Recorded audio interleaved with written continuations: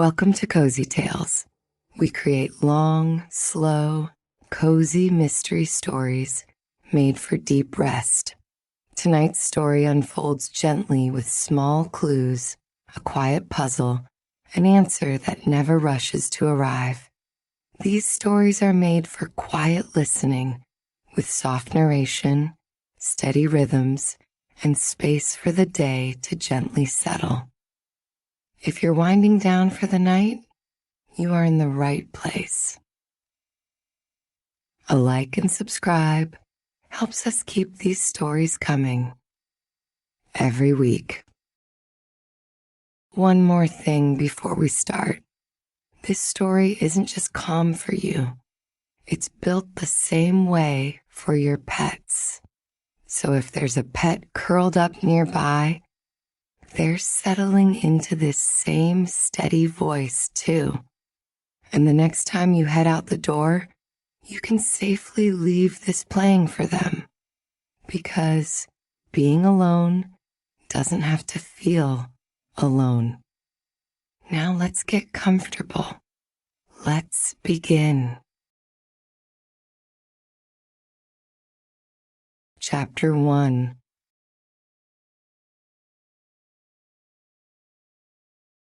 Late light rested in the shallow bowl before it rested anywhere else, catching on the curved inside as though the porcelain still held a little day of its own.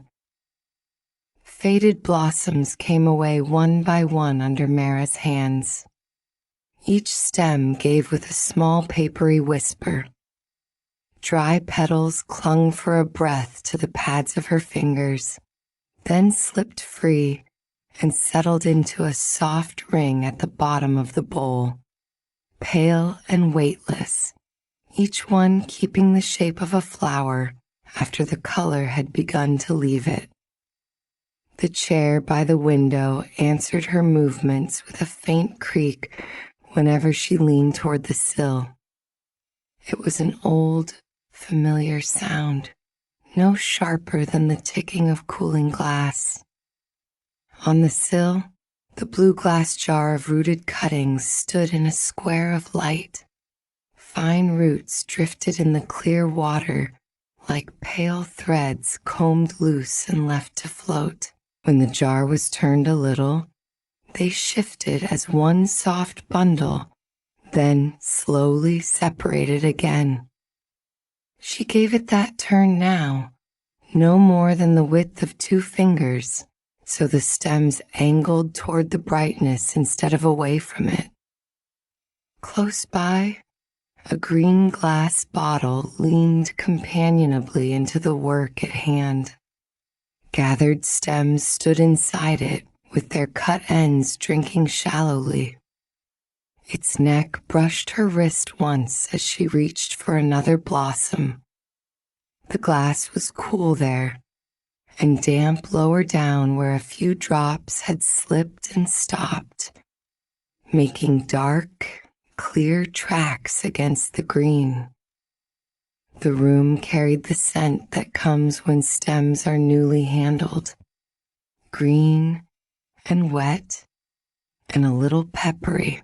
Beneath it rested the papery sweetness of flowers already beyond their brightest day.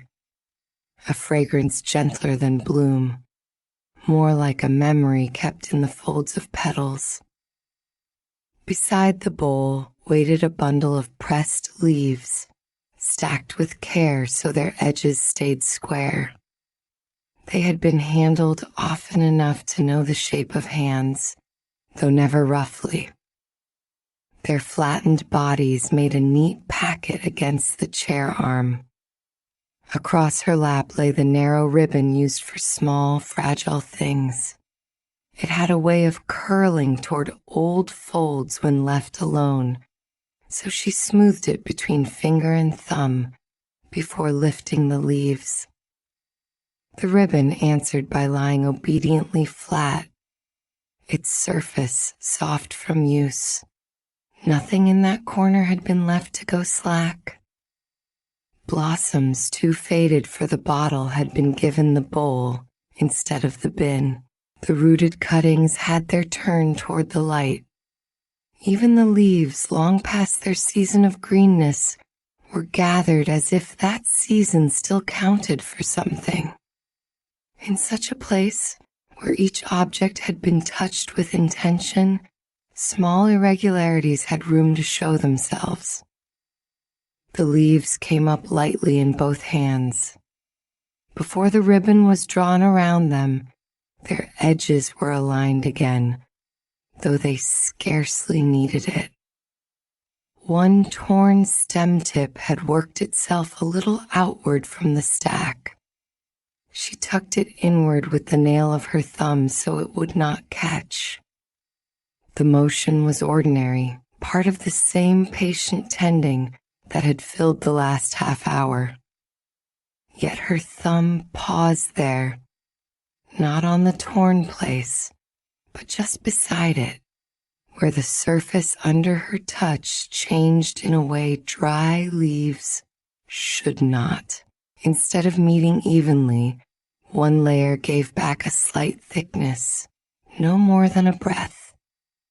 The packet was lifted, lowered, resettled in her palm. The ribbon remained loose across her lap while she tested the place again with the lightest pressure. Paper dry surfaces had their own language.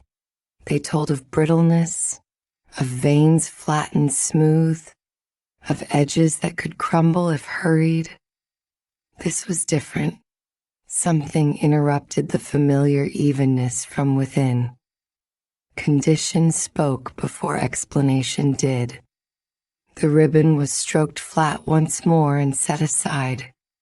The leaves were lifted and resettled, then turned so the late light slid across them from another angle. What she trusted first was not guesswork, only the long habit of knowing what had been kept carefully and what no longer matched that care. The difference was small enough that a brisk hand would have tied the packet and thought no more of it. When the narrow ribbon was brought around the bundle, it resisted. It should have slid cleanly around the press stack, catching only where the silk had learned to fold on itself. Instead, it met a slight obstruction hidden within the leaves and paused there. The resistance was so small, it might have been mistaken for a wrinkle if the knot had been pulled tight at once.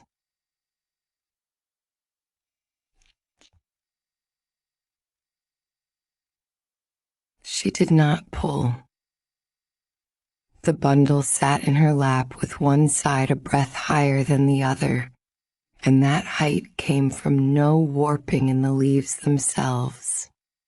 Something had been laid among them. The ribbon was loosened again, rather than tightened. Its end slipped free and lay across her knee, with the leaves resting on one palm. The other hand parted the packet carefully at the thicker side.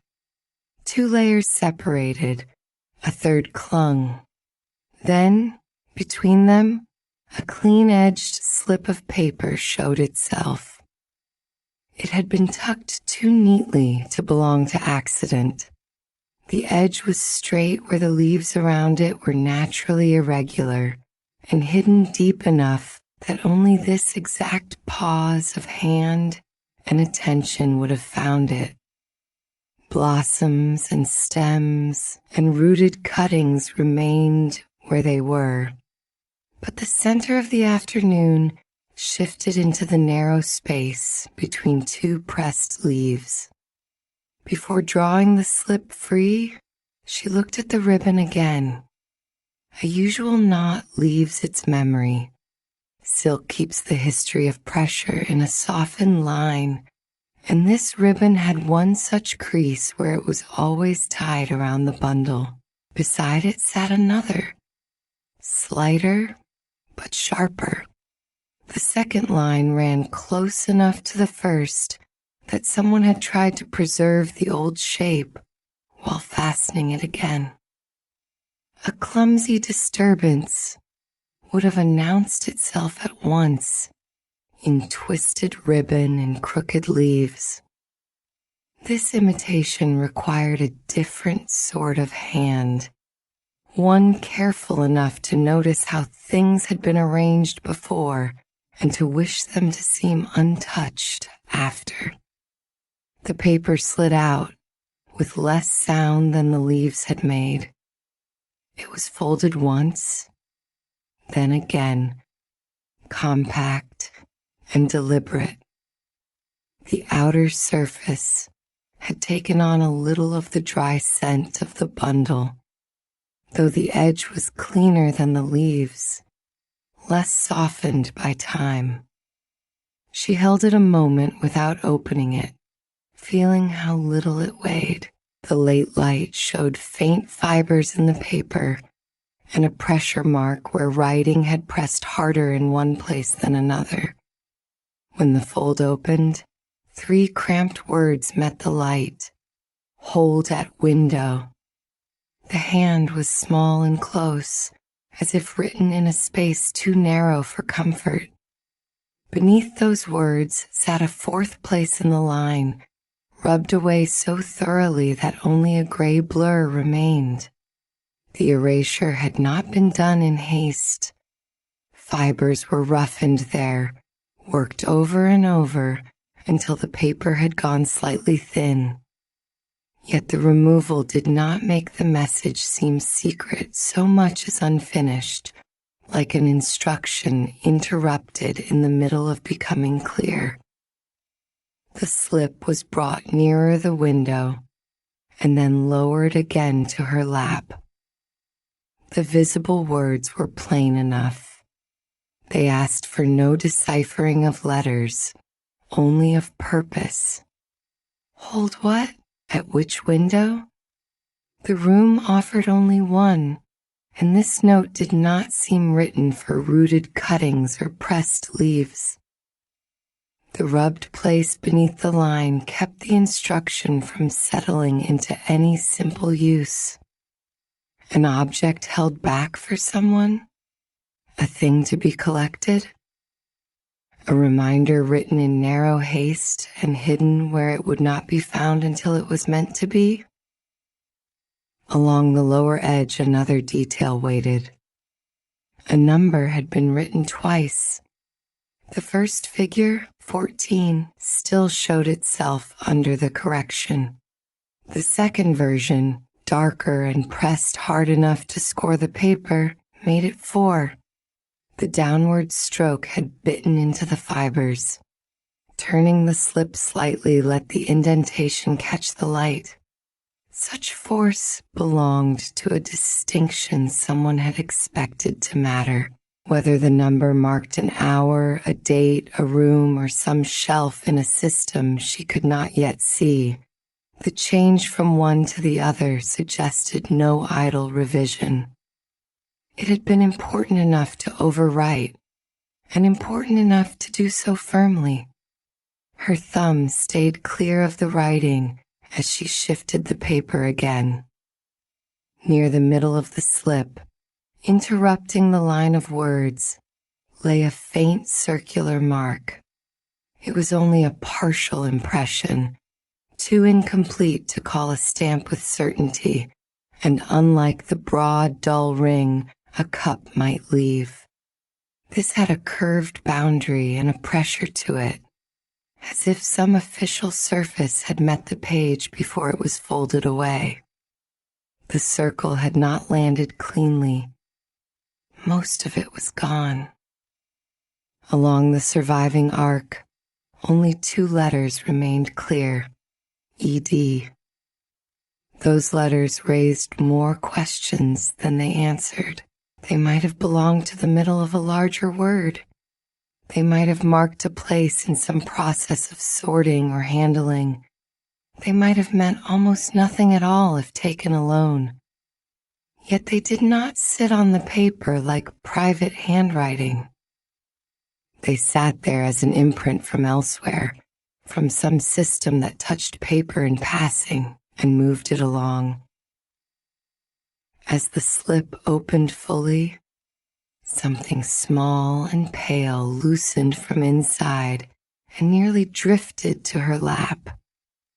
It was a single pressed petal, unlike the leaves that had hidden it. The edges had gone brittle enough to show tiny breaks where the shape had worn thin. Near its base rested a minute dot of ink. The mark was so small that it might have been missed if the petal had fallen among the faded blossoms in the bowl. It was no decorative flourish. It was placed too precisely for that. One dark point where the petal widened from stem to body, as though it had once indicated a particular place in some larger arrangement now absent from the bundle. The petal lay on her fingertip almost without weight. She lowered it to the chair arm beside the leaves and returned to the slip. There, near the bottom, another line had begun and then ceased after a single word, return. The comma after it made the break stranger. There was space enough beyond for more, and the line did not meet the edge in any natural end. It simply stopped. What had seemed at first like a hidden reminder now leaned toward exchange. Return what? To whom? By the same hand that had written the instruction above, or by another waiting to answer it? The note had the shape of something practical, yet practical things were not usually tucked inside pressed leaves and retied to look untouched. The slip rested open on her lap while the room continued in its smaller motions around it. Water in the blue jar flashed once as a cloud shifted from the sun. The green bottle cooled against the back of her wrist. In the bowl, one loosened petal curled inward on itself. A knock came at the door measured, even, neither hurried nor hesitant. She folded one side of the paper inward but did not complete the fold before rising. The ribbon trailed from the chair. At the door, the latch lifted, and cool street air moved in ahead of Edith, carrying the dry smell of outside stone and the practical scent of paper that had passed through many hands. A small stack of redirected notices rested square against her palm. Even before she stepped fully inside, the edges were aligned under her thumb as if the errand that had brought her had direction enough to keep its own order. I was passing these by, Edith said, lifting the notices slightly. They were meant for the next street and came around the long way. The answer Mara gave was small, half on the words and half on the thought still waiting by the chair. She stepped aside. The notices were set on the nearest clear surface with care enough that no corner bent. Only after their edges had been made neat did Edith's attention move elsewhere. It went at once to the loosened bundle of pressed leaves and the narrow ribbon left unfastened across the seat. Then to the paper partly visible where it waited on the chair arm. Her first look did not linger on the blossoms or the cuttings or any of the ordinary work of the afternoon. It settled on the slip. That seems to have turned up from somewhere it was not expected, she said. From inside the leaves, came the reply. Tucked in and tied back. Edith crossed the small distance to the chair and bent near enough for the window light to strike the paper across its face. She did not reach for it immediately. Her gaze stopped at the faint circular mark and narrowed there in a practical way, less out of suspicion than habit.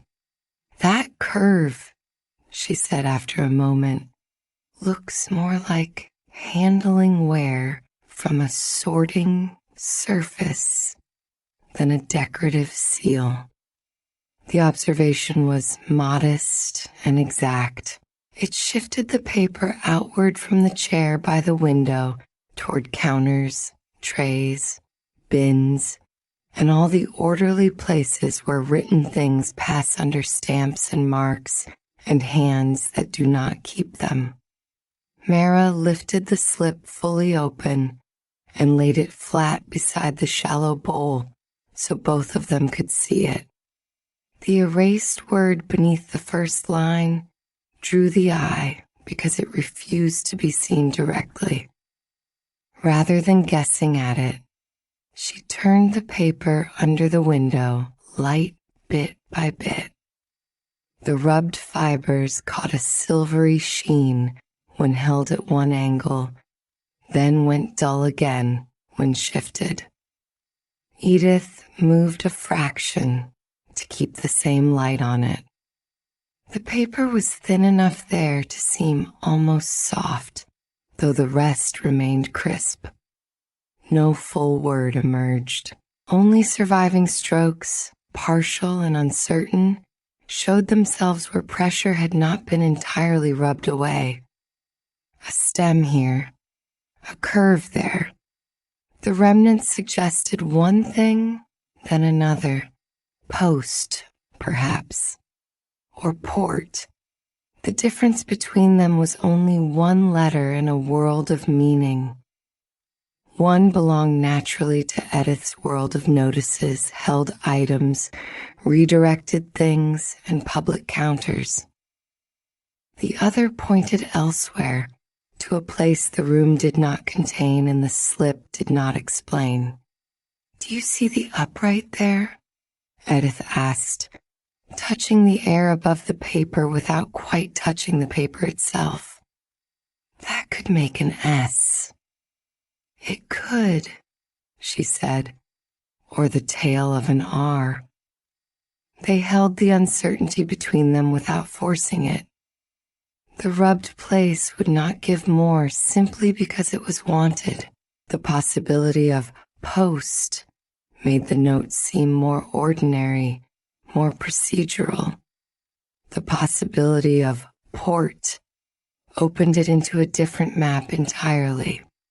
Since neither could be settled, neither was allowed to harden into fact.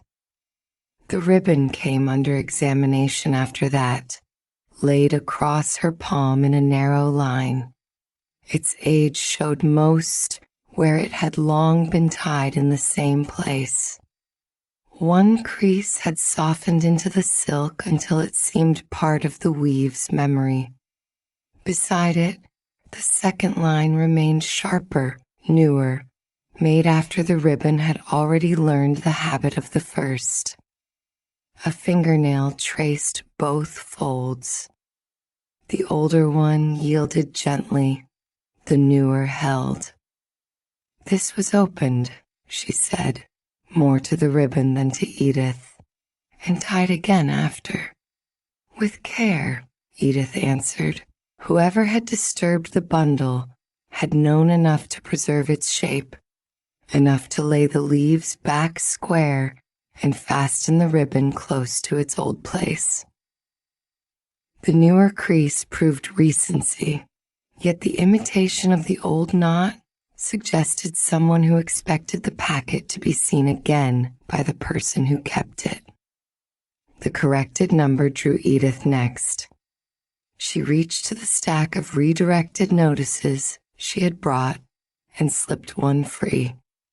On its face, among neat practical markings, sat a routing hour changed in a two-step fashion.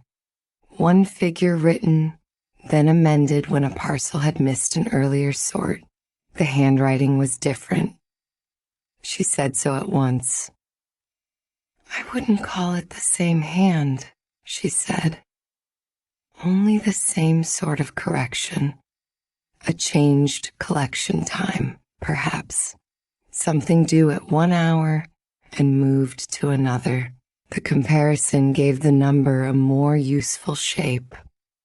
14 to 4, a distinction in time rather than date or room. The overwritten figure on the hidden slip no longer floated among endless possibilities. It began to rest near the idea of a handoff, of an item held and then claimed at a particular hour. The words at the top of the slip and the altered number sat together more comfortably after that. Between them, without any dramatic leap, an idea settled and stayed. Someone had expected something to be kept back. Someone had expected it to be collected later. The note read less like a keepsake and more like instruction meant to pass from one practical hand to another. Still, the circular mark with ED in its surviving curve had not finished speaking. Edith bent over it again, this time with the reserve of someone used to paper that tempts certainty too early. Those letters could sit in the middle of many words on a handling mark, she said. They needn't name anyone. They needn't even be the beginning of anything. The caution mattered. It kept the clue from fastening itself too quickly to the nearest convenient thought. ED might have suggested a person if left alone.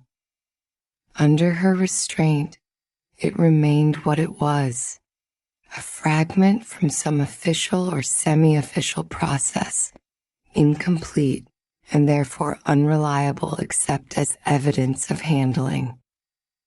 The pressed petal waited where she had set it aside. Lifted now on the flat of a fingernail, it hovered over the bundle of leaves while both of them studied the stack beneath. If the petal had once marked a place among the leaves, there might be some sign of where it had rested. The packet was opened wider, layer by layer, each leaf eased apart enough to inspect and then lowered again. Most of the spaces between them were equally dry, equally faint with the scent of old plant matter.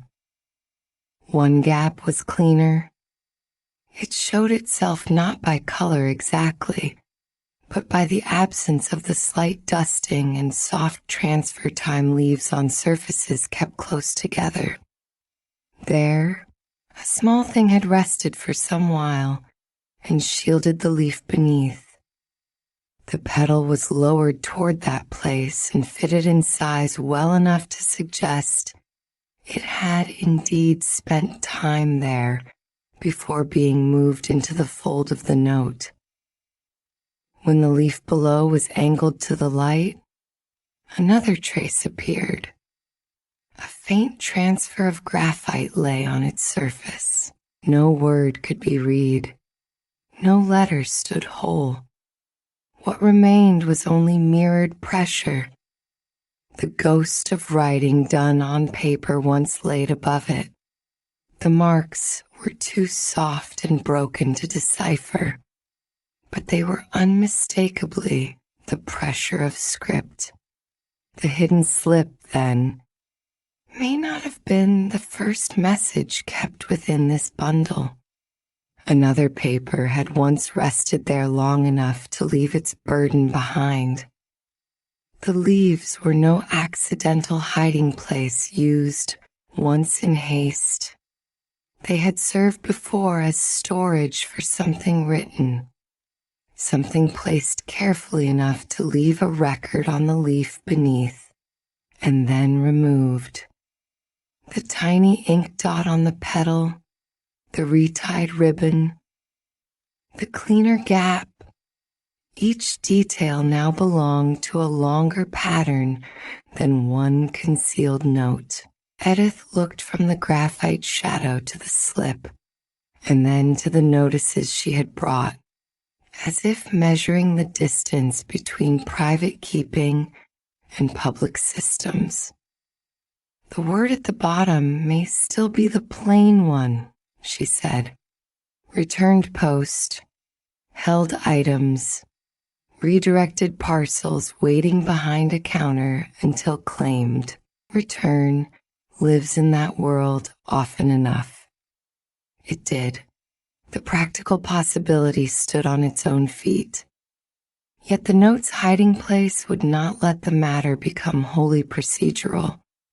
A routine instruction could have been left in a pocket, a drawer, among ordinary papers. It had been tucked among pressed leaves and tied back with unusual care. That act belonged to someone who wanted the message both preserved and concealed, or at least kept from casual finding. The slip was lifted again. This time, instead of the direct window light, she held it near the blue glass jar of rooted cuttings. The water gave back a wavering reflection, and through that softened shimmer, the lower edge of the paper showed more texture than before. The unfinished line after return had seemed at first merely abandoned. In the gentler light, a torn fiber at the edge caught bright. She moved the slip closer. The edge was not a clean stop at all. It had a minute roughness, one tiny lift in the paper where continuation might once have joined and then been torn away. What had looked unwritten may have belonged to a missing piece. Edith leaned in until the blue glass tinted the side of her face. There, she said quietly, that isn't the end of a page. It's the end of what remains. A fragment, then. Part of a larger note, or part of a line carried on to another piece now gone. The missing continuation after that final word became more insistent than the erased word above, because its absence had shape. Something had been there and had been separated. The room had grown no larger, yet the clues now reached beyond it in several directions at once. The top line pointed toward a window of some kind. The corrected number leaned toward an hour. The circular mark suggested handling in a system. The petal and graphite transfer suggested repeated concealment among the leaves. The torn edge promised another piece. All of it had arrived from the smallest resistance in a ribbon. Edith straightened and glanced toward the notices she had set down when she entered. Their aligned edges looked different now simply because they belonged to the same world of redirected things, held things, things waiting at counters for the right hand to ask for them. She touched the top notice with one finger, then looked back to the slip. Window, she said, almost to herself, and then again with more certainty. That's what I call the public counter, without thinking, the place where held items are collected. The practical connection landed with the quiet finality of something that had been true all along and only needed naming. The word on the note no longer pointed vaguely toward glass and light. It pointed toward a counter, a public place of exchange. It did not explain why the message had been hidden among pressed leaves. It did answer what kind of window was most likely meant. There was enough in that to choose the next shape of care. The slip was folded back along its old lines, though not pressed so tightly as before. The petal was returned inside with greater gentleness than one might give a more robust thing. Then the paper was laid once more between the leaves. this time not as deeply concealed. Cleaner gap and the graphite-marked leaf remained in mind.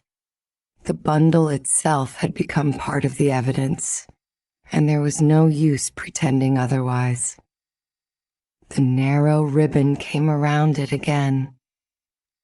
She tied a single secure knot firm enough to hold, easy enough to undo without strain. The action resembled the old routine only from a distance.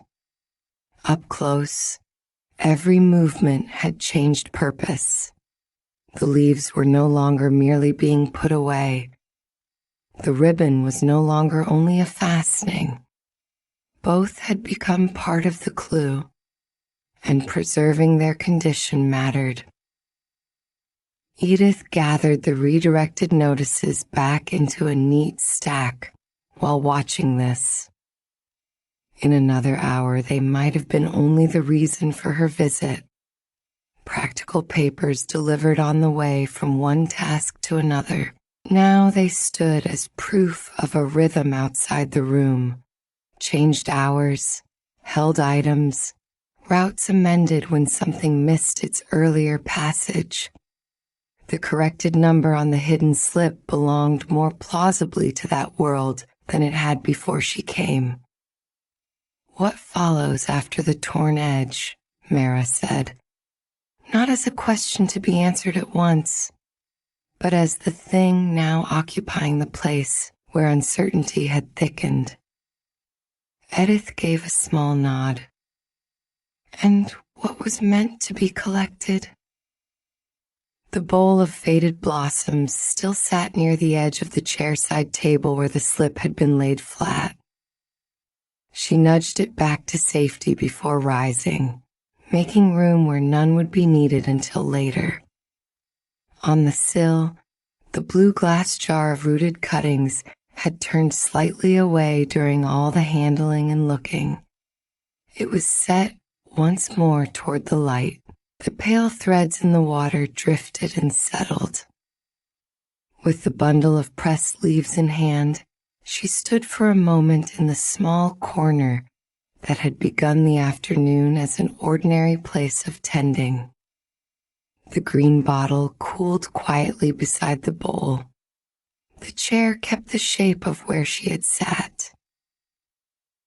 Dane, the ribbon's knot lay plain to see now, no imitation of an old fastening, only a practical one made in full knowledge of what it held. Outside the open door, the air still carried stone and paper and the day's last coolness. Inside, the cut stems breathed their green scent into the room. The rest of the afternoon, with its trimming and turning and tying, had given way to something else without any need for haste. The hidden slip had asked for following. The answer had taken enough shape to be carried onward. Chapter 2.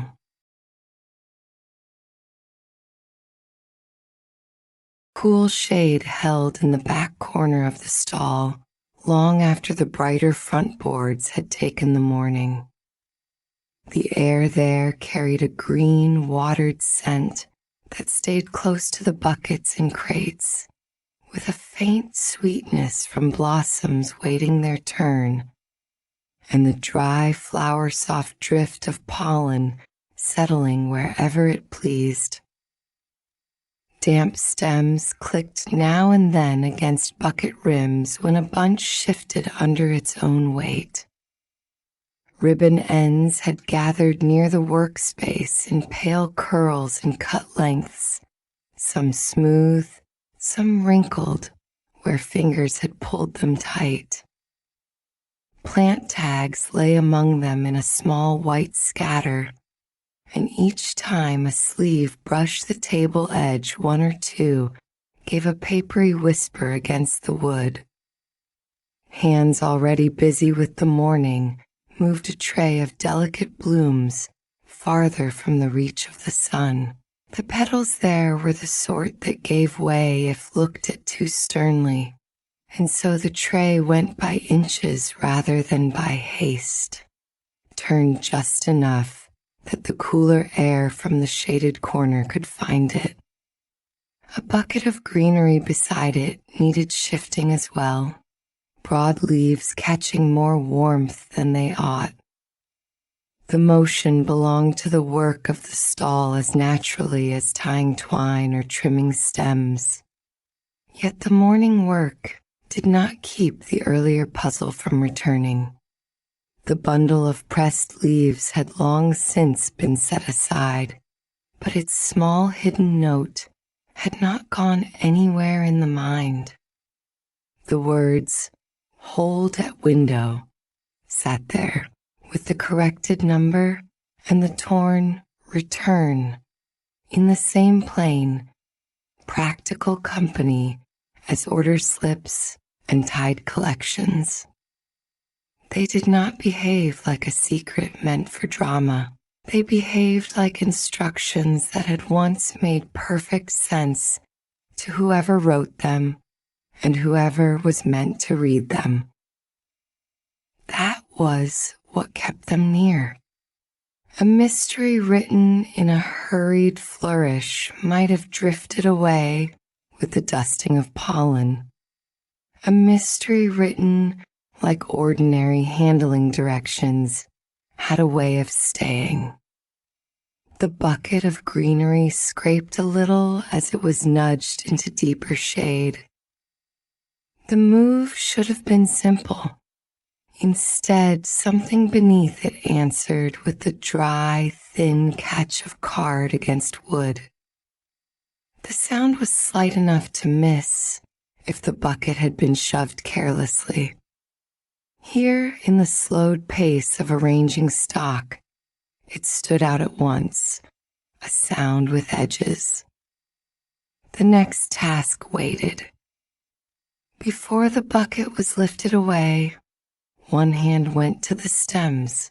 The leaves were steadied where they rose from the water, fingers opening gently through them so no bent sprig would snag against the rim and no bruised frond would be crushed by a hurried shift.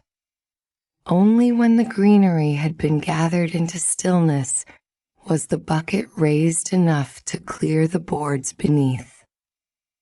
A small card lay there. It had not drifted under by chance. The place was too exact for that. Tucked beneath the bucket's base, it sat in the narrow, dry shelter where damp rings could not quite reach and where a passing glance would see only bucket, leaves, and shadow. Stall clutter had a looser look to it. Ribbon scraps escaped into corners. Tags slid under crates. Receipts folded themselves into odd places.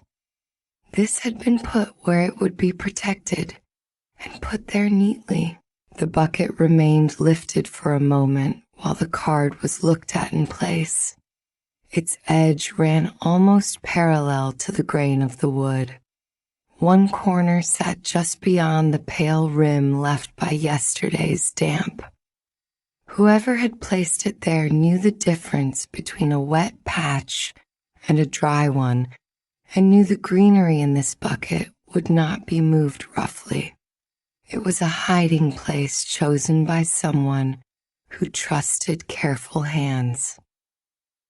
The card was drawn free and turned toward better light.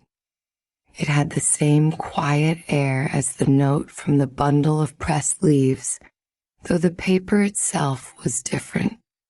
The connection came from use rather than appearance.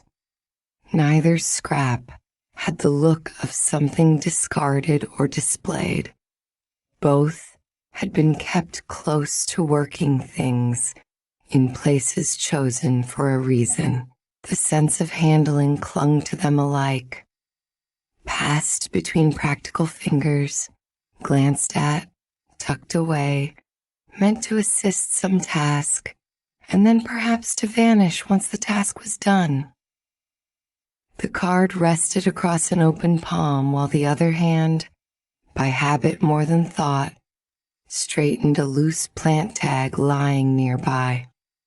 The motion was small and automatic, a smoothing of paper, a turning of a bent corner flat again. In the same breath that adjusted flowers and tags and ribbon, attention had gone wholly to this new scrap. It was there, in that unthinking tidying, that the difference showed plainly. Ordinary stall notes could sit among the ordinary things. This one did not belong with ribbon trimmings or labels waiting for stems. It was set apart at once, held clear of the white scatter of tags and the dusting of pollen as carefully as the earlier note had been isolated. The card itself was small enough to hide easily under a thumb. Its surface had the dull finish of something handled more than once. Along one edge, the fibers were softened where use had worn them. The writing on it was sparse, and because it was sparse, every mark seemed to matter. One word sat apart from the others: window. It had been written with enough space around it to separate it from whatever else the card once carried. Beneath it, lower on the card, was a single 4, darker and firmer than the surrounding hand, as though the writer had gone over that figure with a little more pressure, wanting certainty there if nowhere else. Above the number lay a scraped patch, pale and roughened, where another figure had once stood longer before being rubbed back. In the filtered light from the stall opening, the scrape caught faintly, making a shallow shine across the card's matte face. The card was tilted closer. The eye did what fingers could not yet do, followed the roughness, measured the height of the erased place against the width of the remaining figure, wondered. The earlier note had carried a corrected number 2, changed from 14 to 4. Here again was a 4 that had not always been alone. The resemblance did not prove sameness. It did, however, pull the two scraps into the same circle of thought. A number altered once could be a simple correction. A number altered in 2 places asked for more attention. The card turned slightly in the hand. Along one edge appeared the word return, followed by a comma and nothing after it. The unfinished ending held the eye longer than a complete sentence might have done. A complete instruction could be accepted and set down. This one trailed off at the edge as though the rest had been omitted, continued elsewhere, or never copied over at all. The torn return on the hidden note had looked at first like damage interrupting a message. Here the same unfinished word appeared by design. The tear might have removed useful information, but the incompleteness itself belonged to the system of writing, not merely to accident. A thumb hovered near the edge and stopped short of touching the ink. There was more. At one corner, crossing into the card at a slant, lay a faint circular smudge. It was incomplete, only part of an arc, and so light that it would have slipped past notice if the mind had not already been primed by the earlier paper. On the hidden note from the pressed leaves there had been that partial handling mark with ED. The mark on this card did not carry letters, or none visible, yet the curve and pressure recalled the other enough to draw them together.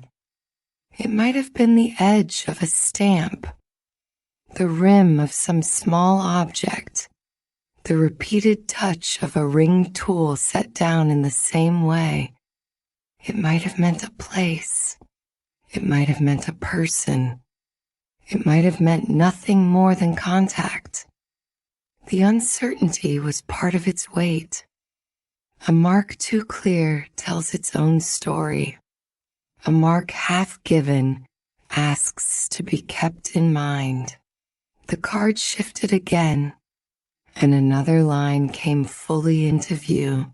This one had been written more quickly than the rest, the hand slanting a little as though added in haste after the calmer words were already there. Hold with tag. The final word had been pressed hard enough to roughen the surface. Tiny furrows showed where the point had bitten into the card. Looking at that pressure changed the instruction from a casual note into something closer to insistence. A tag mattered. The thought moved at once to the earlier phrase from the hidden note. If something had been held at a window and was to be held with a tag, then perhaps the missing thing was never merely a parcel waiting to be picked up. A parcel might be wrapped and named and taken. A thing requiring a tag suggested identification, matching, proof, claim. In a flower stall, tags belong to stems, orders, bunches waiting for collection, buckets sorted by variety, tied bundles set aside for known hands. The ordinary work of the place gave the clue more texture instead of less. A tag in such a setting was practical, common, and therefore easy to overlook unless one knew which tag mattered. The card's center held another interruption. A narrow blank strip ran straight through where a line ought to have been. It was too clean to be wear from folding and too exact to be a stain. The surface there looked faintly different, as if something had once rested along that band and shielded it from the handling the rest of the card had known. The edges of the strip were not ragged. They were precise. A small slip could have been fixed there. A label could have crossed it. Some detachable piece might have been attached and later lifted away with enough care to leave the surrounding writing intact. The hand holding the card lowered a fraction, then raised it again toward the light. Seen from one angle, the blank strip simply interrupted the writing. Seen from another, it seemed to explain why the visible words felt so incomplete. Near the bottom sat one more mark, almost too slight to deserve a place among the others, and yet impossible to ignore once seen. Beside the separated word at the upper portion of the card was a tiny dot of dark ink. It had no flourish. It was not punctuation in any ordinary sense. It sat just off the word's edge with a precision that made accident look less likely.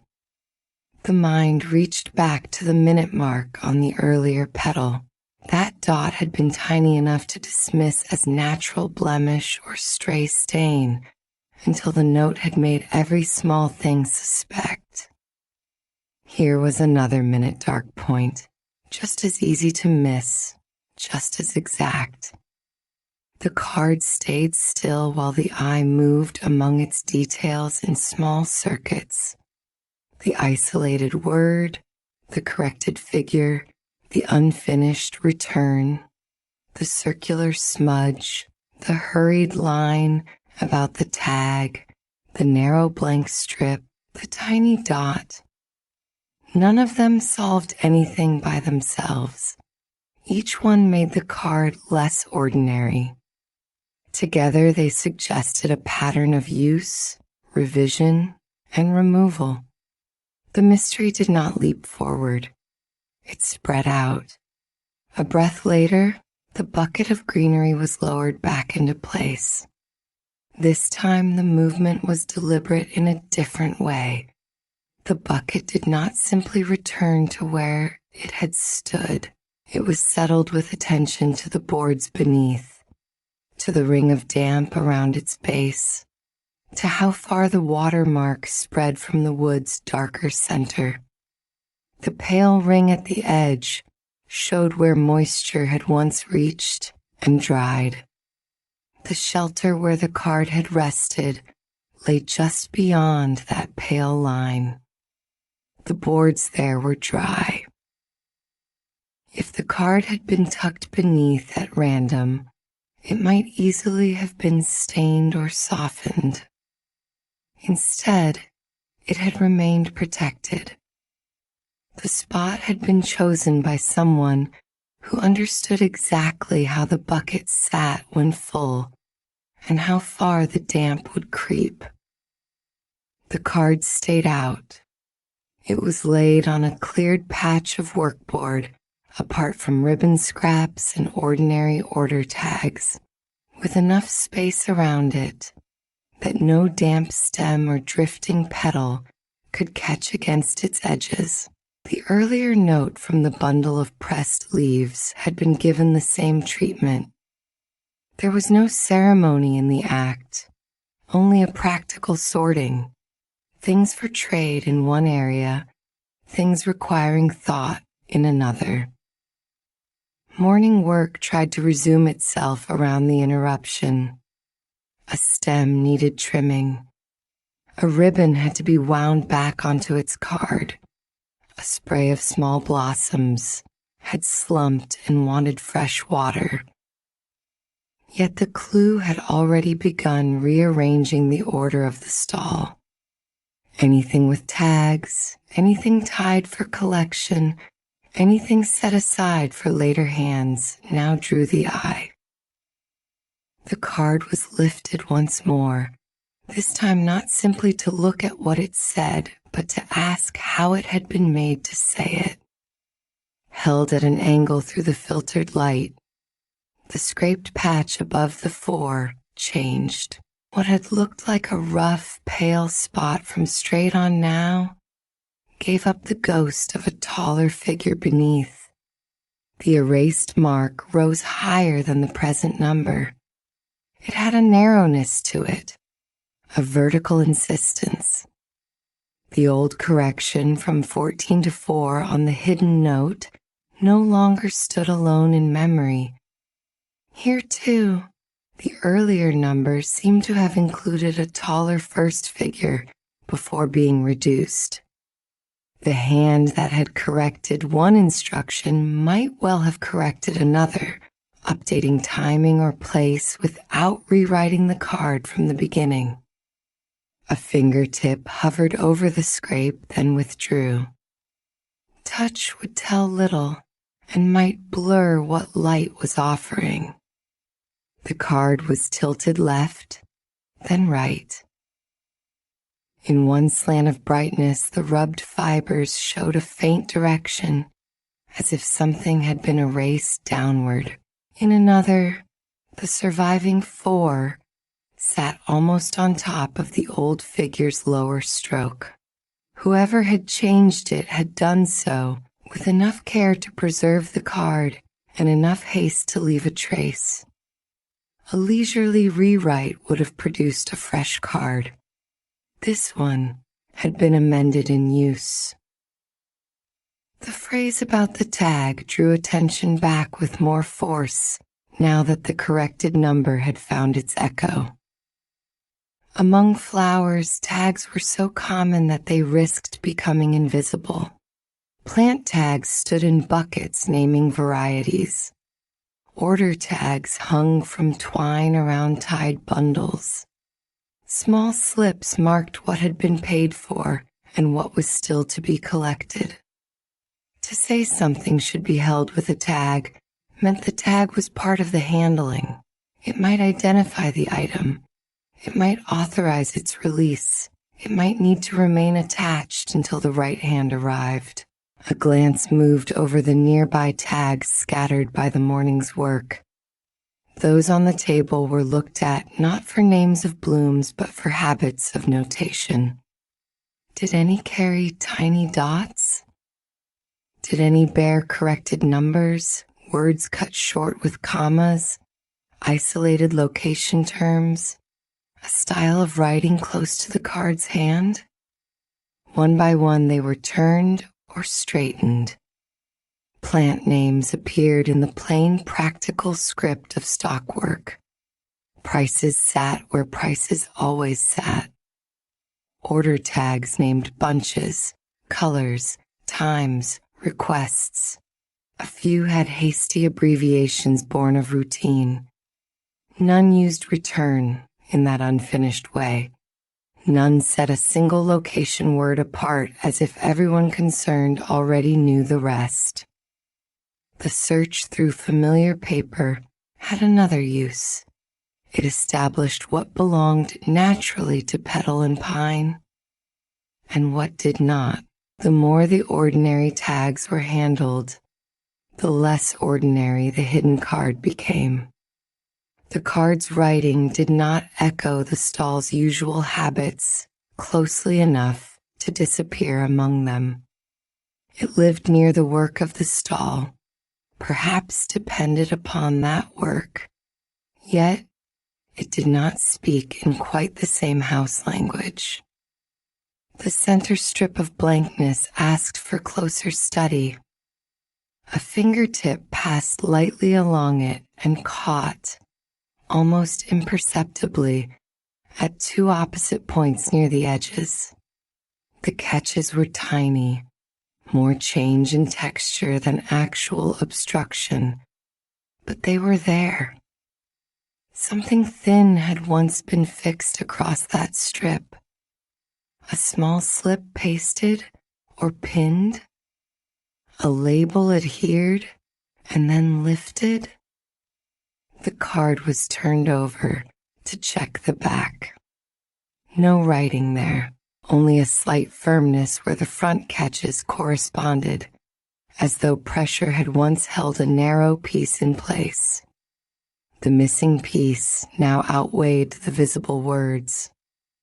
If the card had once carried a detachable label, then the absent strip might have been the part meant to travel with the item while the card remained as record or instruction.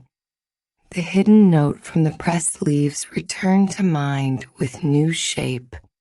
Its torn continuation had seemed merely unfortunate at first. Now the tear and the blank strip began to answer one another. In both places, the useful naming line might have been the part designed to separate. The unfinished return was considered again under that possibility. Spoken inwardly, the word no longer sounded like a command directed to a person. It sounded procedural. Return the item? Return the tag? Return the slip after collection? In shops and stalls, such words often belong to things rather than conversations. The hidden note and the newly found card began to resemble handling instructions passed among careful workers rather than private messages exchanged in confidence. The tiny dot of ink near the upper word stayed tiny no matter how often the eye returned to it. That was precisely why it mattered. Large signals invite notice from anyone. Small marks can pass safely through routine. The minute dark point on the earlier petal had seemed absurdly slight to remember, and yet it had lodged in memory because it sat where beauty might hide it. This dot lived in the same territory, visible only to someone already looking closely. A sorting mark used more than once would choose such places. A writer's habit might also produce it, though habits usually scatter themselves more freely. This dot seemed placed. The circular smudge at the corner offered temptation. It would have been easy to rub at it, to see whether more of the arc might emerge, or whether some residue would lift. The card was not rubbed. Instead, it was shifted until the light caught the pressure pattern in profile. The faint arc deepened slightly where the fibers had been compressed. That was enough. If the same marked object had touched both this card and the hidden note, preserving the trace mattered more than forcing it. The card lay beside the earlier note for a brief comparison, though neither was overlapped. Their papers differed in size and wear, yet the conversation between them had grown stronger. One mentioned being held at a window and carried a corrected number. The other isolated the same location, bore the same revised figure, repeated the unfinished return, and added the instruction about a tag. Between them stood two absences, the torn continuation and the blank strip. The useful words were missing in both places. That could have been misfortune twice over. It could also be design.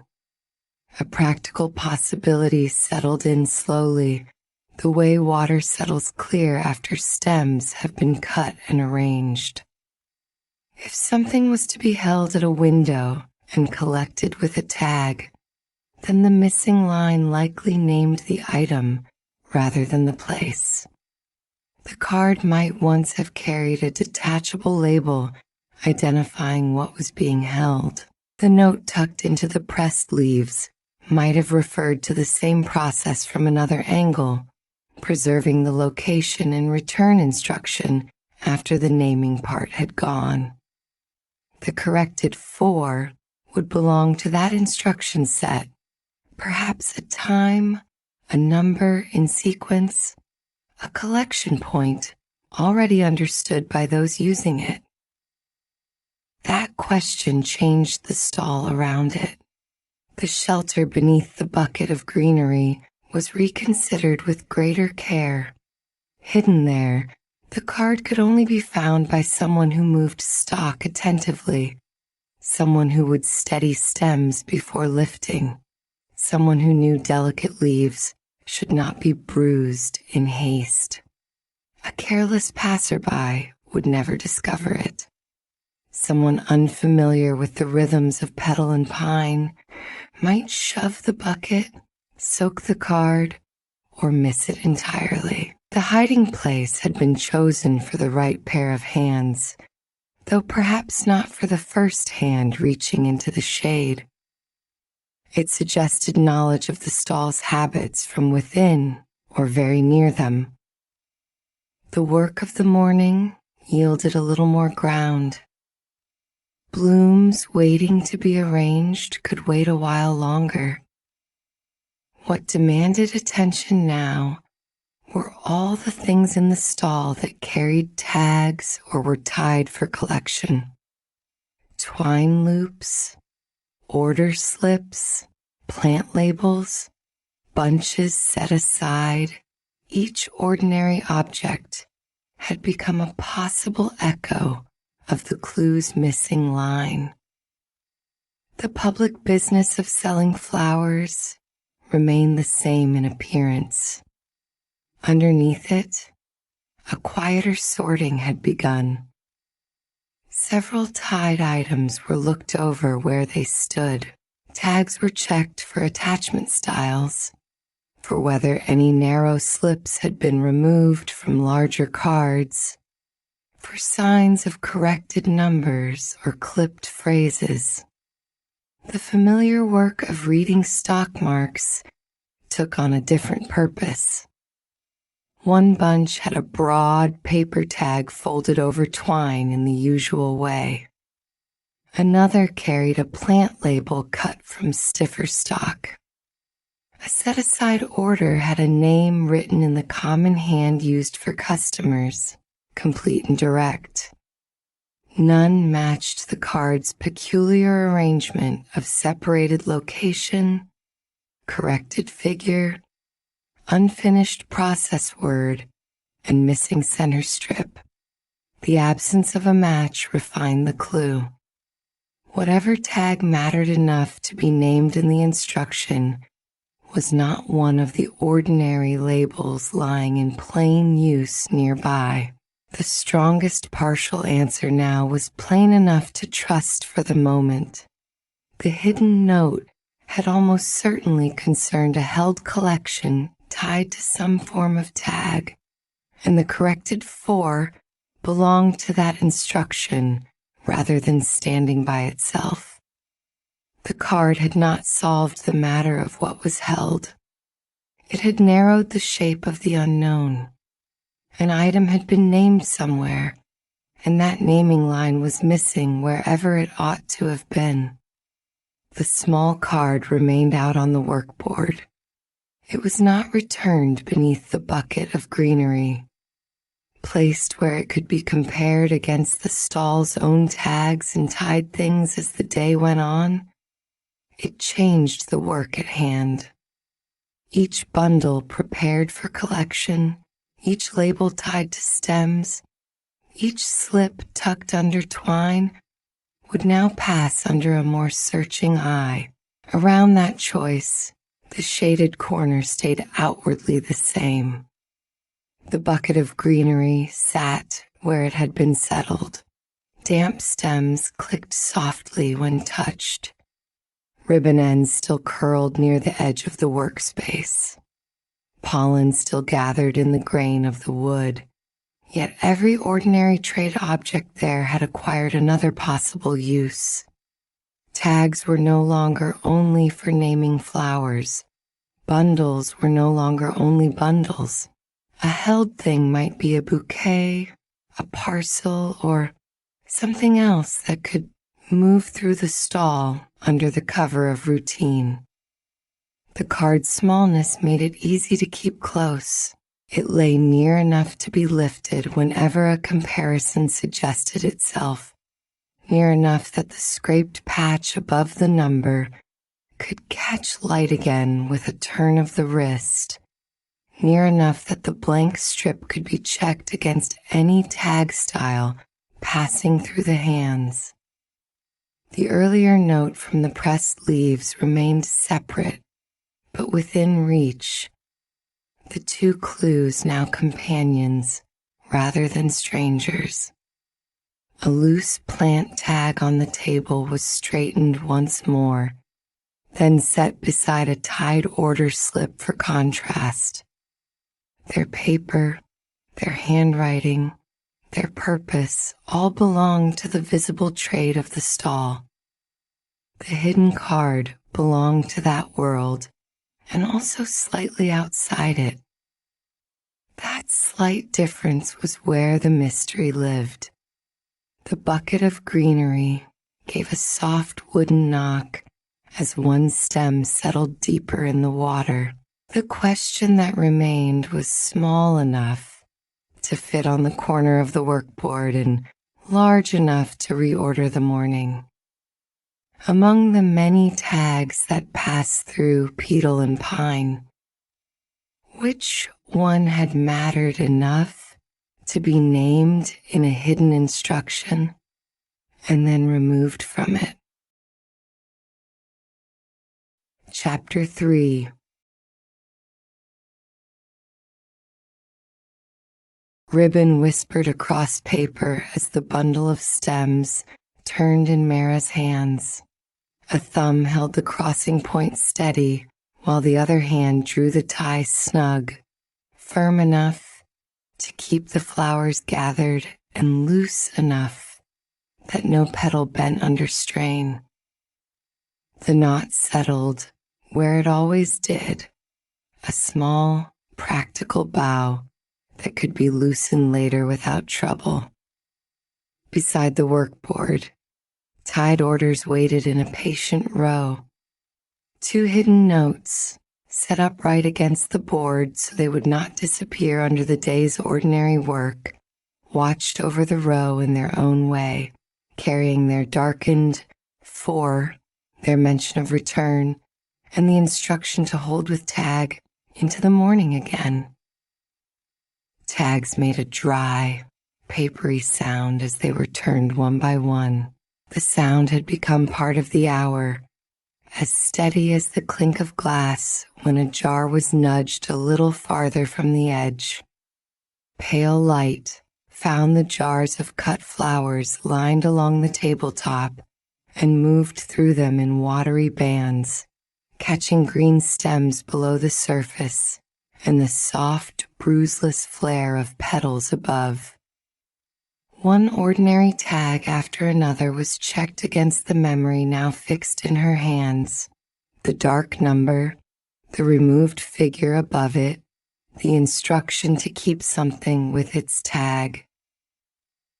Each label was plain in the familiar ways: name, collection time, flower choice. A little loop of string, or a slip tucked under ribbon. Nothing with a blank attachment strip. Nothing with the marks she needed. Each one was set aside with the smallest motion of refusal, a quiet shake of the head given more to the puzzle than to the paper. The work kept its rhythm. A stem was trimmed. A leaf was pinched away. Another tied order was straightened so its edge aligned with the stack beneath it. Near the front of the table, a bouquet sleeve waited where it had been left, taking up more room than it deserved. It was only in the way at first. Her hand reached for it with the absent intention of clearing space. Instead, the tissue lining inside caught her eye before the sleeve could be moved aside. Fingers that had meant only to shift it held it open a little wider. Petal Pine kept plain protective paper, useful and quiet, the sort that did not ask to be noticed. This lining was something else. A printed pattern lay inside, faint at a glance, then undeniable once seen. The sleeve stayed in her hand, no longer clutter to be put elsewhere, and the sorting on the table lost its place without complaint. She set the bundle of stems down and brought the sleeve closer over the workboard. The opening was eased apart, not tugged. Tissue that had spent time folded into itself could remember rough handling for hours, and this piece looked as though its condition might matter. One careful finger slid beneath an inner fold, another smoothed the upper edge outward. The paper answered with a soft crackle, delicate as dry leaves. Rather than trying to pull the lining free, she let it remain where it belonged and opened the sleeve around it, preserving whatever shape had been left there. The jars along the tabletop made a little landscape behind the paper as it spread wider. Taller stems stood toward the back, shorter blooms near the front, arranged by height and color in the practical order of work. Against that line of green and pale blossom, the tissue lining opened fully across the table. Its pattern could be seen at last. Tiny repeated rings of leaves, each one circling a pale blank center. They were neat, evenly spaced, and unlike anything among her own wrapping supplies. The blank middles drew the eye more than the printed leaves did. They looked reserved, a place waiting to receive a mark. Her hand stayed above the paper for a breath before touching down again. Attention settled on what had survived inside the sleeve. Whoever had left it there could wait. The paper itself had arrived first, and it had something to say in the way objects sometimes do when they have been handled for one purpose and then abandoned for another. A fold near the inner seam resisted. The tissue there did not want to open in the same easy way as the rest. She worked at it slowly, letting the crease tell its own story. The paper had once been pressed together at that point, and later parted with care. A narrow strip ran along the place where the two sides had met, lighter than the surrounding tissue, straight in a way that no random crumple ever managed. It was the exactness of it that held her there. Handling tears and wrinkles made their own untidy weather. This mark was a measured thing. The lighter strip brought the hidden note back into the center of thought at once. The blank attachment strip from before, the place where something had once been fixed and then removed, answered this pale line too closely to ignore. A sleeve that might have been stray wrapping a moment ago now belonged beside the notes on the board.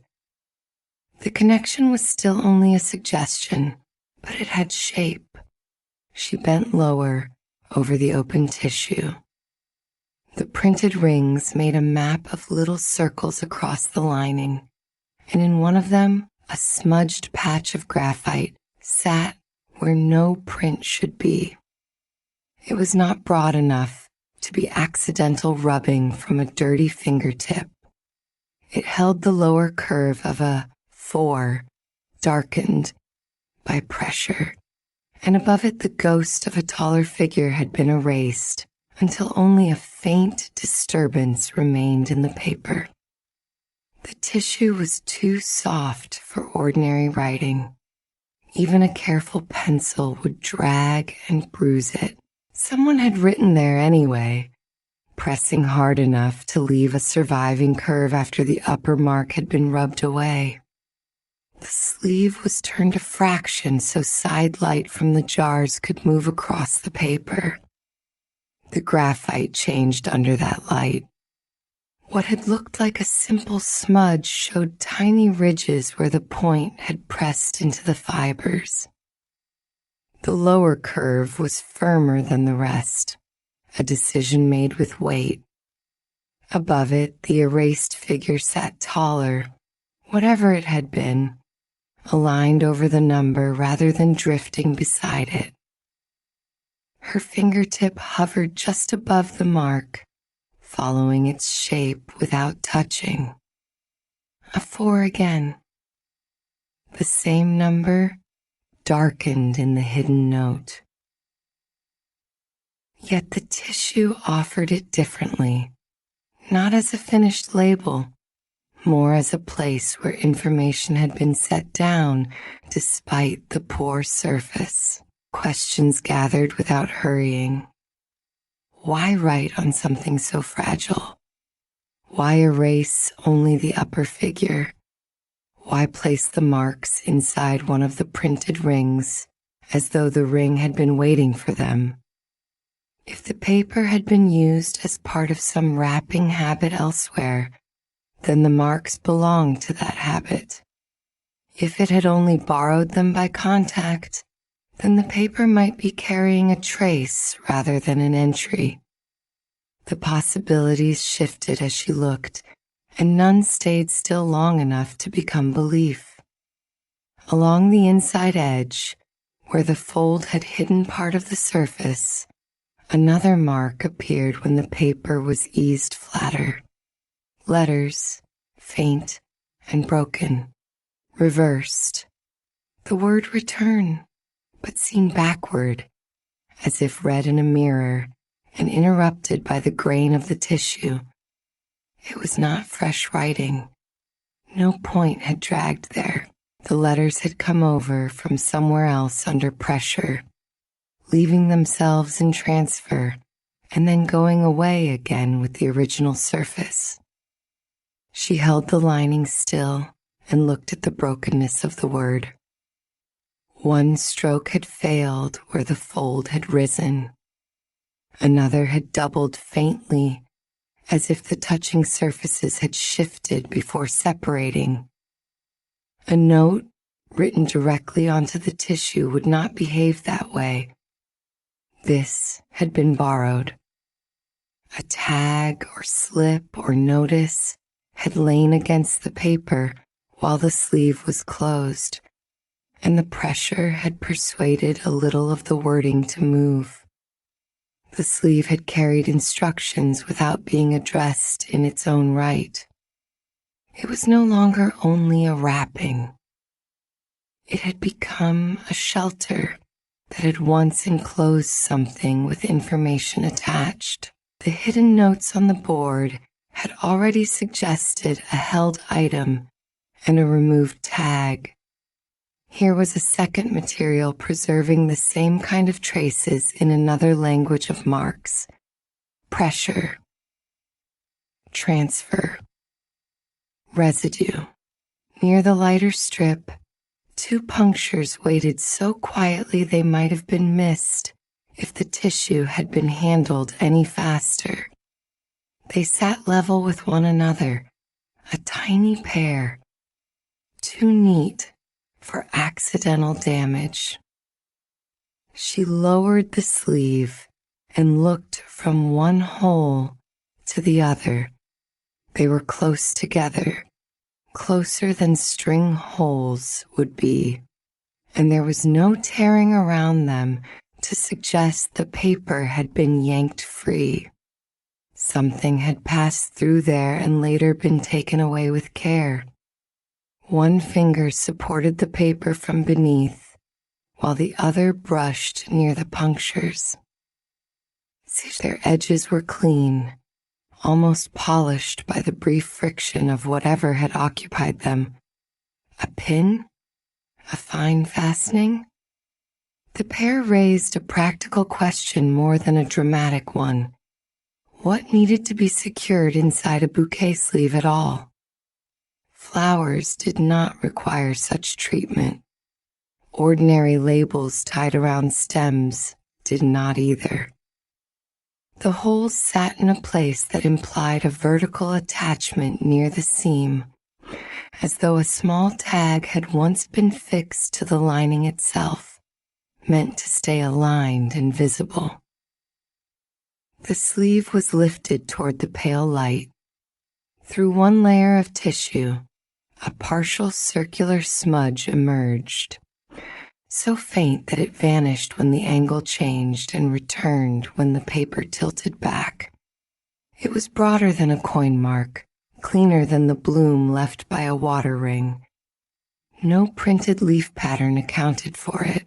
The curve belonged to something round that had pressed there only briefly, leaving a soft ghost of its edge and then disappearing. She moved the paper closer to the jars, letting the side light slide over the surface. The circle did not sharpen into certainty, but its breadth could be judged better there. Sticker, seal, stamp, any of those might leave such a trace if attached to something else and pressed against the tissue. Yet no color remained, only the memory of contact. It had touched and gone. The absence was part of the clue.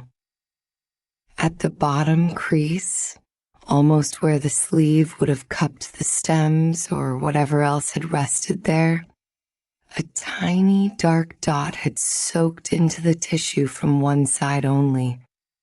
It was dense, deliberate looking, no larger than the head of a pin. On its own, it might have been passed over as a stain. Here, with the erased number, the transferred word, the punctures, and the circular ghost nearby, the dot refused to stay ordinary. It seemed placed, or at least repeated by intention, in some system she did not yet know how to read. The paper remained open while the rest of the table waited. A tied order leaned against another. Ribbon lay in a loose curve where it had been dropped. Water in the jars held still. A cool thread of street air reached the stall before Edith did, moving lightly over the table and bringing with it the scent of stone that had not yet warmed. Then she was there in the opening, a stack of forwarding slips under one arm and a parcel band tucked against them. Her stop had the look of something folded into the day's route rather than called. By urgency, she crossed to the workboard, set her bundle carefully away from the damp rings beneath the jars, and only then let her attention fall where the spread sleeve lay beside the two hidden notes. Their greeting was ordinary and brief, shaped around work already in hand. The tissue was turned toward her after that, and she leaned in without touching, keeping her slips tucked close. Her eyes found the reversed word before they settled on the printed leaf rings. "That came off another surface," she said. "Backward like that, and broken. Someone pressed it closed against something written." The observation landed with the plain usefulness of a hand offered over a step. She looked longer, tracing the edge of the transfer with sight alone. If someone meant to leave a message here, they'd have written it to be read. This borrowed itself. The hidden note with its darkened 4 was set beside the sleeve, then the second note beside that, until the workboard held all three in a line. Glass jars made small walls of color around them. The arrangement changed the matter at once.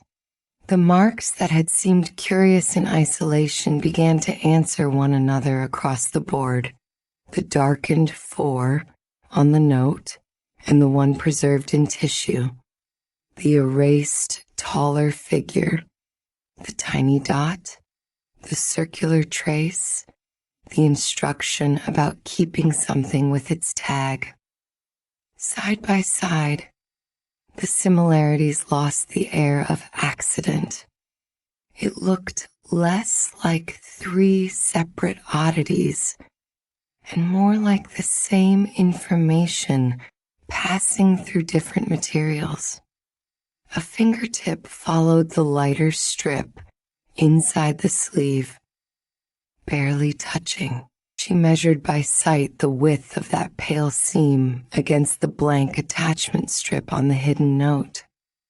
No ruler was needed. The resemblance lived in proportion and placement. The strip in the sleeve was narrow and vertical, exactly where a small identifying tag might have been fixed, so it would not shift. Decorative seals were usually broader, centered, meant to be seen. This had the look of something practical, attached to identify a held item rather than to pretty a bouquet. Edith bent lower. The parcel band slid a little under her arm and was tucked back into place with an absent motion. "Too straight for a tear," she said, "and too narrow for a folded card." Something slim sat there. The sleeve was tilted until side light from between the jars moved across the tissue again. Under that angle, the erased taller figure above the 4 showed its pressure more clearly. The fibers held the indentation in a line that passed under a later crease. That mattered. It placed the writing earlier in the object's life, before ordinary wrapping had happened. Someone had decided on that upper mark, then changed it, then used the sleeve anyway. A forwarding slip from Edith's stack was laid nearby for comparison, and nothing more. Its paper was firmer, smoother, made for being handled. She pointed to a place where ink had offset faintly after being folded. See how the edge breaks when soft paper takes wording from contact? Her finger hovered over the borrowed letters on the tissue. This does the same. It rested against something written slip, tag, notice, and then the two came apart. The clue shifted under that explanation. The word was no longer behaving like secret writing passed from hand to hand. It belonged to circulation, to work, to papers that touched other papers while moving through ordinary tasks. The hidden notes themselves began to look less hidden in intention and more displaced from some practical chain. The pair of punctures drew them both back. Tide orders already waiting at the stall were pulled a little closer, one by one, and examined for comparison. Twine loops, ribbon crosses, tucked slips under knots. These were familiar fastening habits, and none would leave holes in that position. Her own work did not pierce tissue lining near an inner seam, nor did any ordinary label among the waiting orders require such attachment. The field narrowed with each checked bundle. If a missing tag had been fixed there, it had been done by a method outside the daily habits of Petal Pine. That explained why no ordinary tag had matched what she sought. Whatever was there didn't belong to your regular labels, Edith said. No, she answered, still looking. And it mattered enough to remove cleanly. The two hidden notes in the sleeve stayed in their row while attention moved between them. The partial circular smudge on the earlier note was compared with the broader circular ghost on the tissue lining. At first, they seemed only cousins in shape, both incomplete, both round. The longer they sat together, the more they began to read as traces of one absent thing seen from different contacts. Perhaps the note had touched one side of it and the sleeve another. Perhaps a round fastening or seal had held a slim tag in place and then been lifted away. The useful question was no longer who had hidden anything. It was what round object had stayed with the tag long enough to leave itself behind in two places. Edith considered the row without reaching in. If something round fixed the tag, she said, it might explain why the paper remembers a circle, and the note does too. Not a mark made on them. A mark made by being near the same thing. Her gaze shifted to the tiny dark dot at the bottom crease. The second note was brought close enough for comparison there as well. The dot on the tissue and the one on the note sat in roughly corresponding relation to their lower edges, small and dense and easy to overlook. Their sameness was not an exact measurement so much as in habit. A person making a careful system might place a minute reference point in the same area every time, an orientation mark, a side indicator, a way to know at a glance which end mattered. She trusted that repetition more than she trusted oddity. Systems often hid in their smallest consistencies. A large word could be borrowed by chance. A darkened number might survive from any rough note. A tiny dot recurring near the same edge on different materials suggested practice. The printed pattern, which had been present all along, finally took its full turn under attention. Each ring of leaves framed a blank center cleanly enough that a number, a dot, or a short instruction would stand out at once. The design had not merely decorated the tissue, it organized it. A worker using such lining could place marks quickly and find them again just as quickly, each little wreath serving as a ready-made target. Because the tissue came from somewhere other than her stall, the pattern began to look less like prettiness chosen by a supplier and more like part of another wrapping practice one built to receive small added information. To test that thought, a few bouquet sleeves from Petal Pine were opened and spread beside the found one. Their interiors were plain, as memory had said. No printed centers, no suspicious transfer marks waiting in folds, no punctures. The comparison did its work by absence. The unfamiliar sleeve was not a stray piece of mixed stock from her own pile.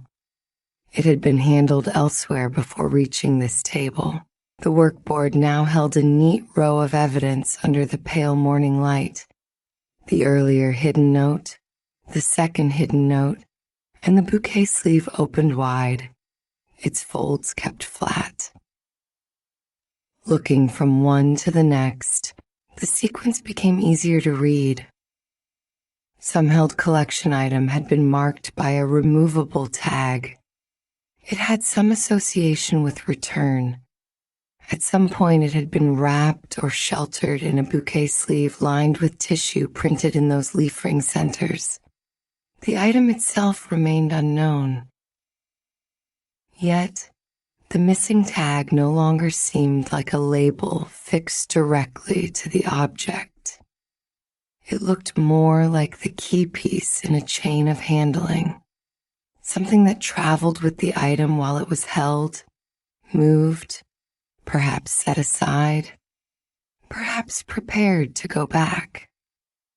Edith gathered her forwarding slips again, stacking their corners neatly.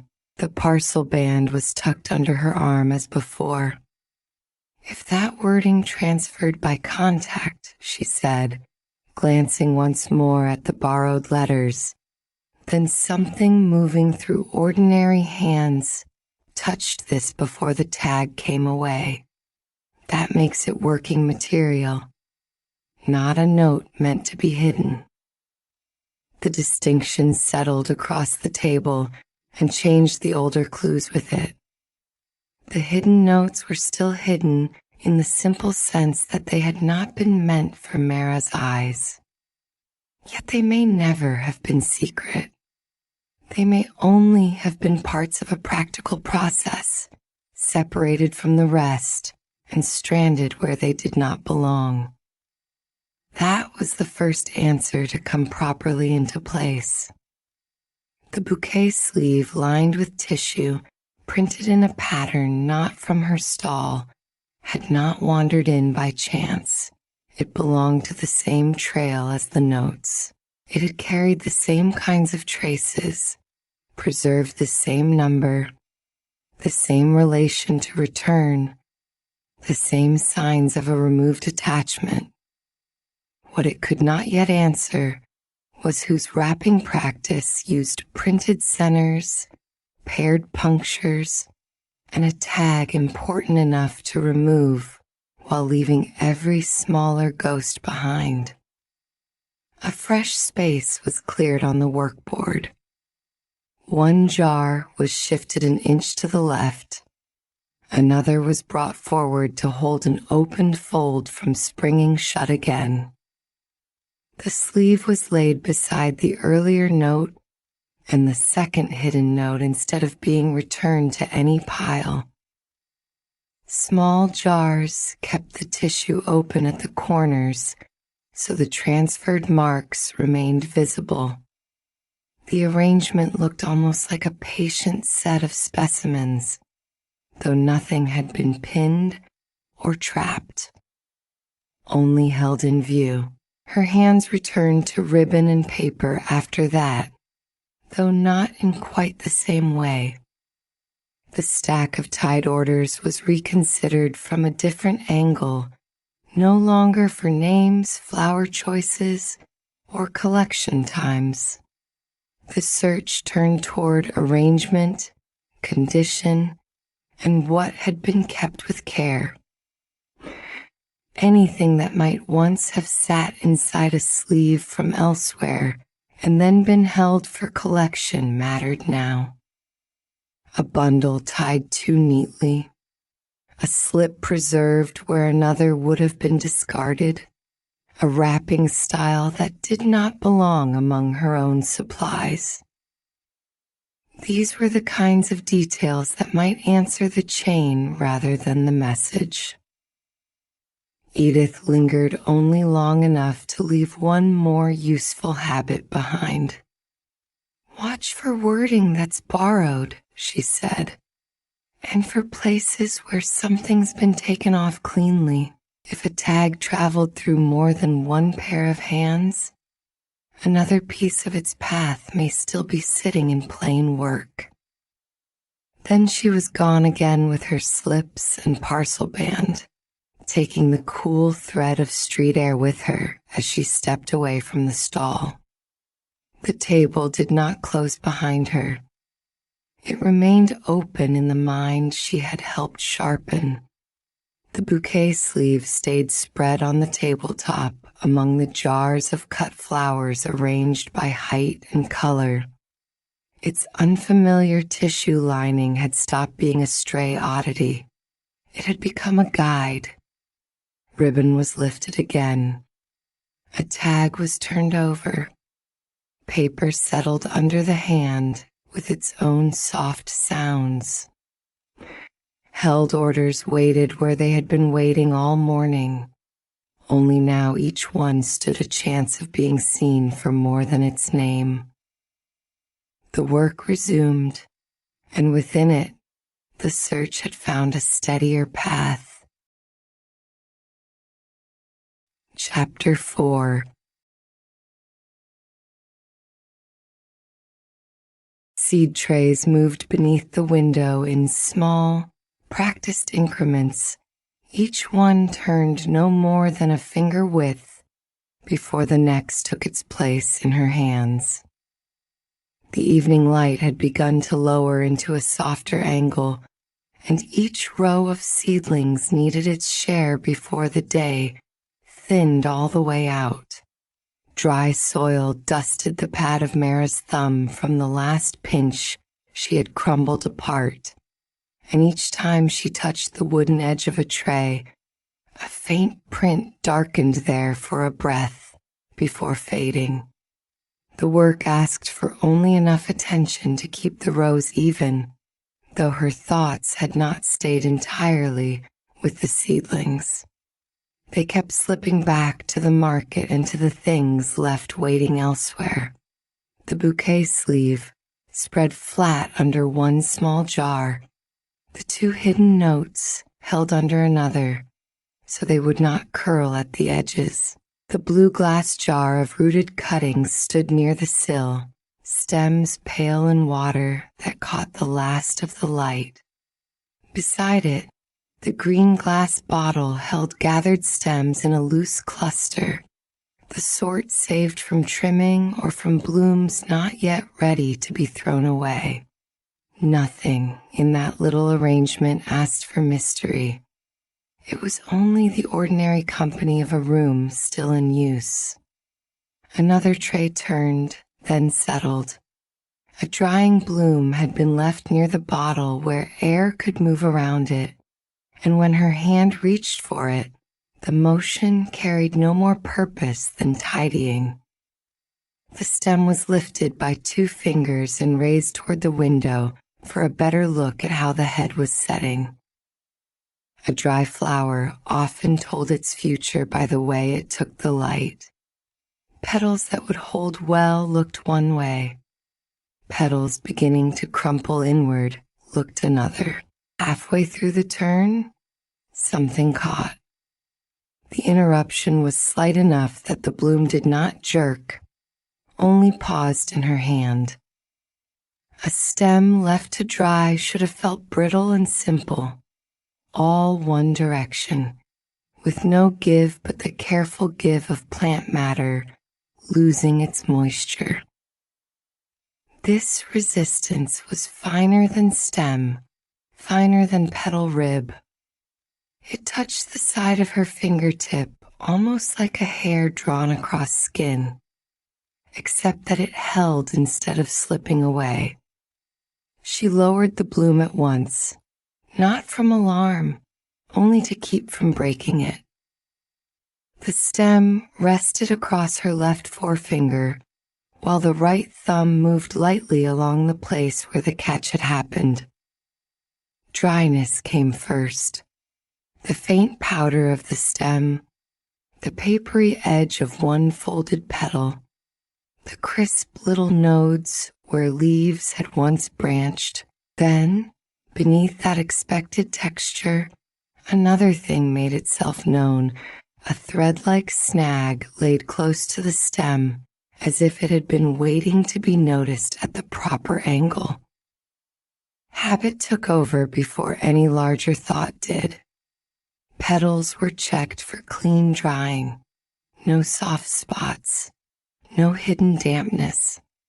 The head had kept its shape well enough, with only one edge curling more tightly than the others. The stem turned under her fingers and was examined for mold, for bruising, for the sort of split a drying stalk could take if bent too quickly. Only after that did attention settle on the thing caught there, because the question was not yet what it meant. The question was what exactly it was. That was always the better place to begin. A thread from handling could cling to almost anything. Garden twine shed, apron hems frayed, the rough fibers from paper wrapping, sometimes held fast in plant joints. Seen too quickly, all of them might look alike, but the little strand on this stem did not sit in the dull, irregular way of plant fiber or household lint. It lay close and smooth, and when the bloom was angled toward the window again, the thing answered the light with a soft glint. Silk, she thought at once.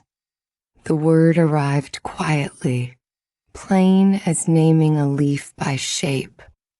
Plant fiber would have looked rougher, with a dry fuzz to it and a kind of stubborn matte finish. This had a finer surface. It caught brightness and released it. Even where it bent around the stem, it kept a faint sleekness, as though it remembered being drawn flat. The wrongness of it was tidy. A bloom set aside only for drying had no business keeping silk in its stem. Near the sill lay an ordinary tying thread, left from household use, thick enough to knot around a parcel of stems or hold papers together for a day. She drew that nearer with one finger and set the bloom beside it. The difference sharpened immediately. The common thread was rounder and a little hairy along its length, its color flat, its body willing to sag into any shape. The strand in the stem was finer, flatter, and somehow more exact. Even before touching it, she could see that it would take a crease if pressed. It belonged less to tying and forgetting than to fastening something with care. That changed the catch from debris into handling. The bloom remained balanced in her hand while the silk was studied from one angle and then another. It had not merely drifted there from a table or sleeve. It seemed to have been with the stem, held close enough that the plant had kept some memory of it. Her thumb shifted under the stalk, finding the point where the strand crossed and doubled back. There was enough length visible to suggest it had once wrapped around, passed beneath something, or held something in place. The bouquet sleeve on the workboard returned to mind. So did the two notes hidden in it, the repeated ring of leaves printed on the tissue, the small marks that had seemed too regular to be chance. A room could hold several unrelated oddments at once, but this did not feel like a new story beginning. It felt like another small piece from the same habit of hands. The silk needed to come free, though not quickly. Dry stems split if asked to give up anything too fast. She eased one nail beneath the strand and lifted just enough to loosen it from the shallow grip of the plant. The thread moved a little, then a little more. Underneath, a darkened pinch mark appeared. The stem had been hidden there by the silk's lay, and once exposed it showed itself as a narrow, pressed place, a tiny band of darker color running around part of the stalk. She stopped at once and brought the bloom closer to the window. The mark was not broad like bruising. It was not random like a scrape from storage. It sat even and deliberate, as though something had once been held snugly against the stem by that fine strand. Her fingers shifted to keep the bloom steady while she looked. The pinch mark made one side of the stem slightly flatter than the rest. Not crushed, only pressed. The sort of pressure left by an attachment that had stayed long enough to impress itself before being removed. That made the silk stranger than before. A stray tangle would catch and go. It would not leave a measured band beneath itself. Something had traveled with this bloom. The thought did not leap toward any dramatic answer. It moved instead toward form. What small thing could sit against a stem and be held there by silk? A tag, perhaps? A slip of paper folded small? Some little fastening cut away from its purpose? The question rose in the same shape as the one the bouquet sleeve had already asked. What had once been attached that was no longer present? She drew the strand another fraction free. The bloom answered with the faintest dry whisper from its petals, a sound like stiff paper brushing paper. A tiny flake loosened from the stem and clung to the silk rather than dropping. At first it looked like no more than a scrap of dry plant skin, pale and weightless. She would have brushed it away if it had not stuck so neatly. Instead, the fingertip beneath it steadied. The flake was no larger than a lentil, dry enough to break if pressed. It rested against the silk with a little static insistence, and when she turned her hand so the window light slid across it, the pale surface showed a pattern too regular to belong to the stem itself. A ringed print, tiny leaves repeating around a blank center. She held still. The stem of the drying bloom had no such pattern anywhere upon it. Neither did the petals. Print lived only on that flake, in the faint, transferred way of something that had once touched printed wrapping and borrowed a trace from it. Tiny repeated rings of leaves. The tissue from the waiting question on the workboard had carried just such a print. The flake drew together objects that had been left apart. The bouquet sleeve under its jar. The notes. This bloom. The silk. None of them answered one another yet, though they had begun to stand in company. Carefully, she lowered the bloom to the table near the trays and bent closer over the silk itself. Near one end, where the strand had a slight stubbornness to its shape, there was a stiffened place pressed flatter than the rest. It was easy to miss until the light struck from the side. There, on the flattened segment, lay the faintest gray transfer of a single character too little to read cleanly, only the lower bend of what could be a 4. No more than that. A curve. A borrowed shadow of a mark. She did not try to make it say more. The gray was on the surface, not sunk deeply enough to be writing made directly onto silk. It looked as if the strand had once lain against something marked, and pressure had kissed part of the mark across. If so, then even this fine little thread had passed through the same sort of ordinary handling as the notes and the bouquet sleeve, pressed among papers, wrapped against printed tissue, caught where labels or numbers might have been. The bloom remained in one hand, the clue in the other. Seed trays still waited beneath the window. Soil still dusted her thumb. The rooted cuttings in the blue glass jar and the stems in the green bottle stood exactly where they had been.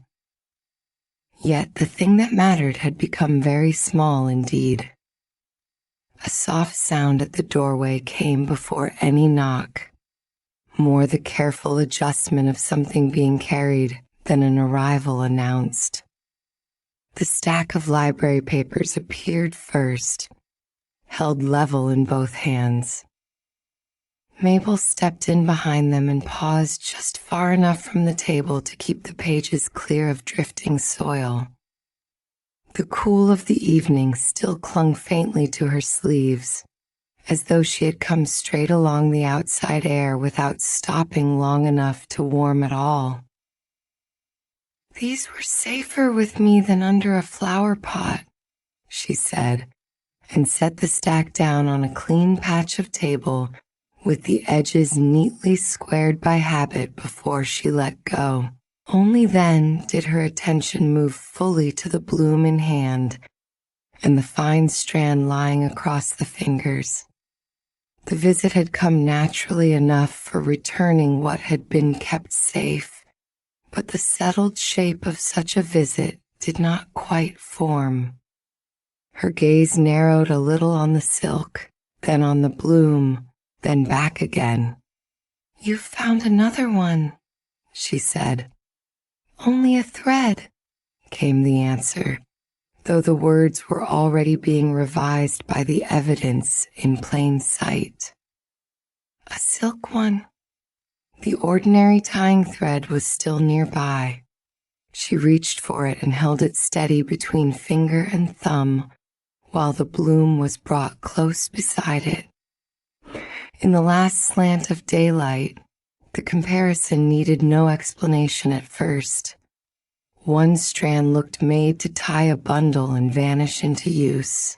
The other kept a flatter line and a finer sheen, as though neatness had been part of its purpose from the start.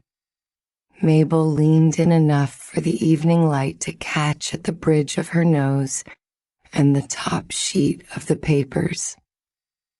That one was meant to sit where it could be seen, she said quietly, or at least where it could be put in place carefully.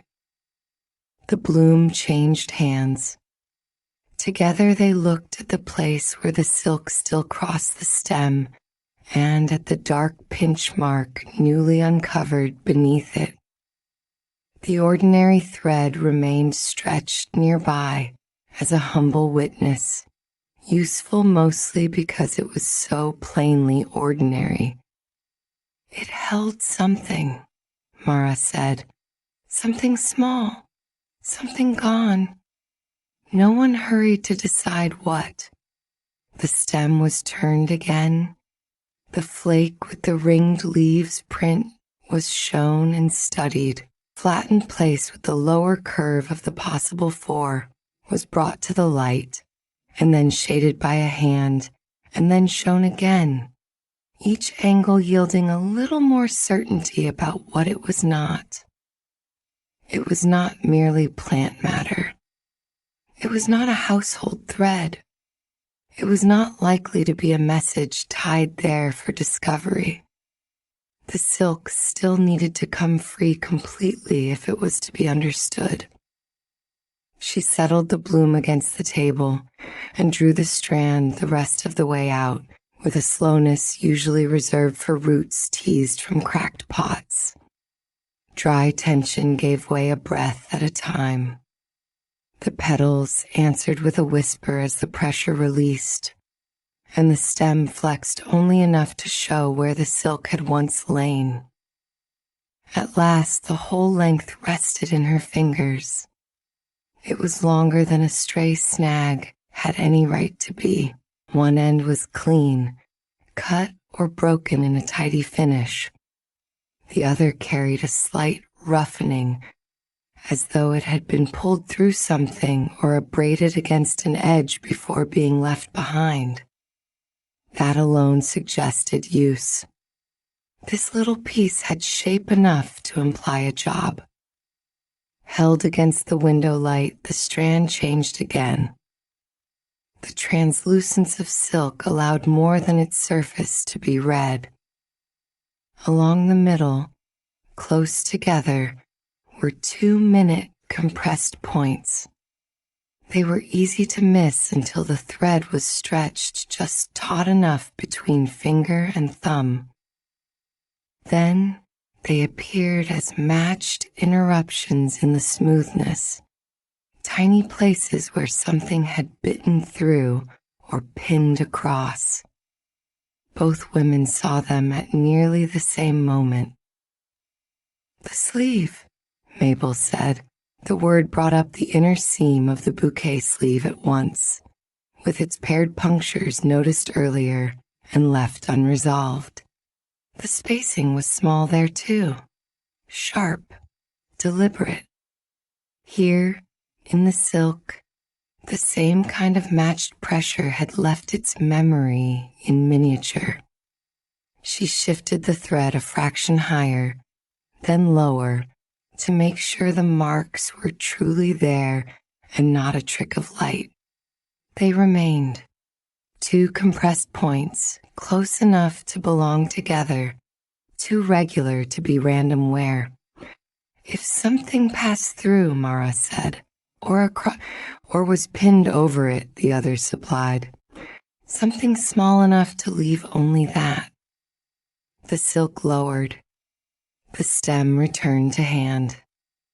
A fingernail turned it gently under the light, following the narrow pinch mark already seen. With the strand gone, more of the dry surface could be read. There, a little wider than expected, lay a pale ghost of pressure, broader than the silk itself could have made. It curved partly around the stem in a softened arc, not a full ring, not a flat strip. Rounder, as though a small circular thing had once rested there with the silk securing it in place. They looked at it in silence for a while, because shape took time to sort itself from suggestion. The stem was so dry that every change in angle altered what could be seen. At one tilt, the mark nearly vanished. At another, it became unmistakable, a broader partial circular ghost under and beside the narrow pressed line. "That's too wide for the thread alone," Mabel said. It sat against something.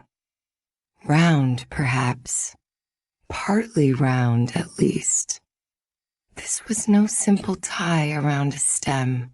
The silk and the bloom had once been part of a fastening of some kind, one involving a small object broad enough to leave a pale curved pressure and firm enough to keep the strand in place. The bloom head itself had to be checked before any more could be made of the flake. Petal by petal, the dry flower was examined under the window light.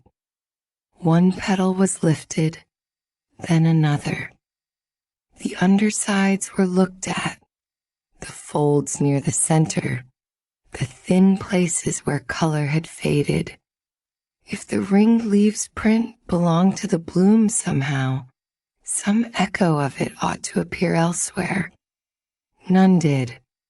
Only the tiny flake on the silk carried the little wreath of leaves around its blank center. The petals held their own veins and shadows, and no more.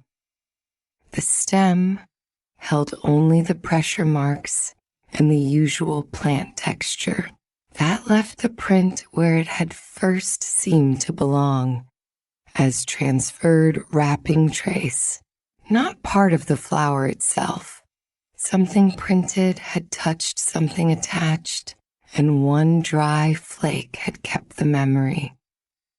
The thread passed into Mabel's hand. Her fingers handled it with the care of someone accustomed to papers that bruised if folded wrong.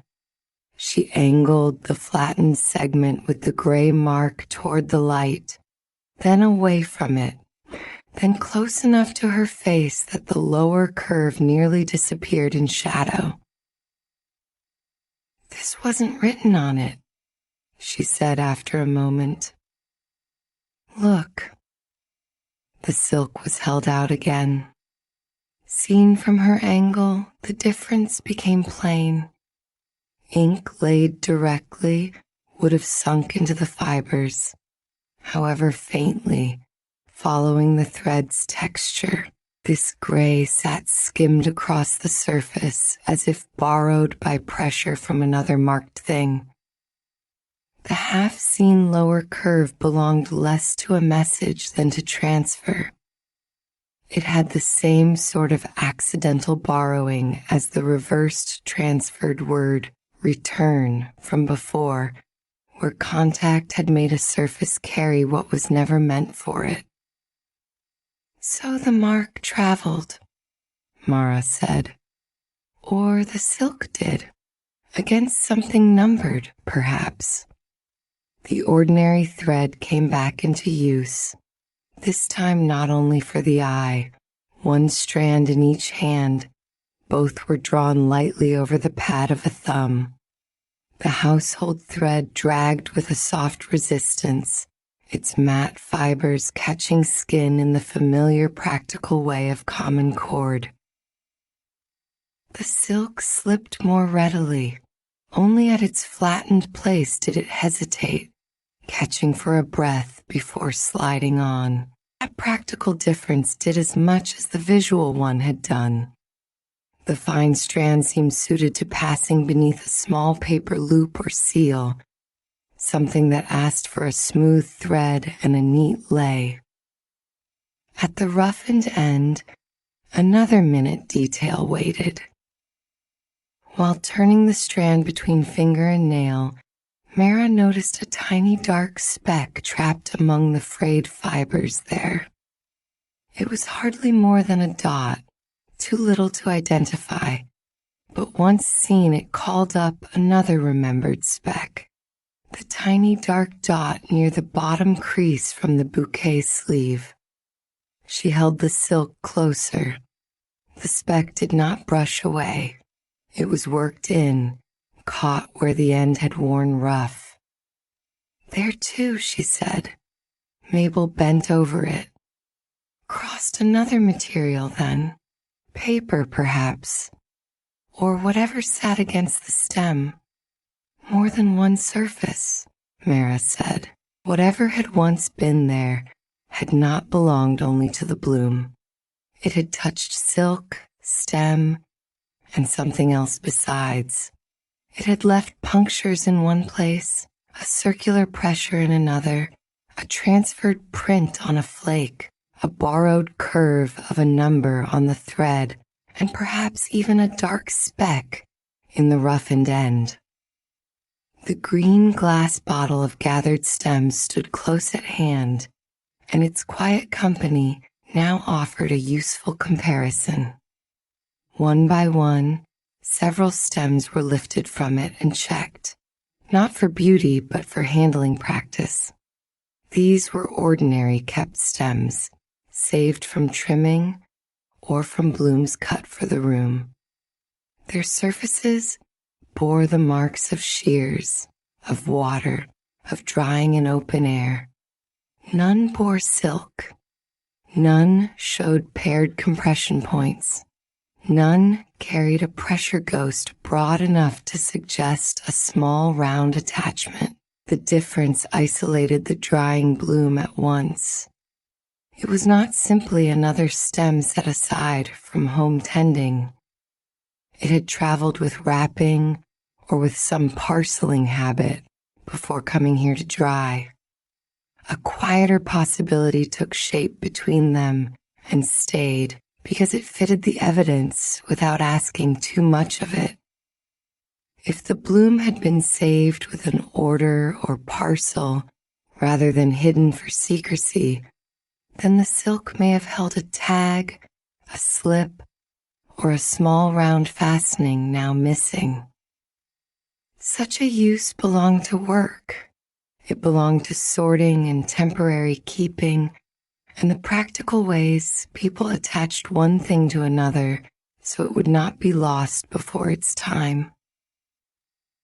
That would suit the rest of it, Mabel said, touching the papers she had brought, as though the thought had risen from them as much as from the flower.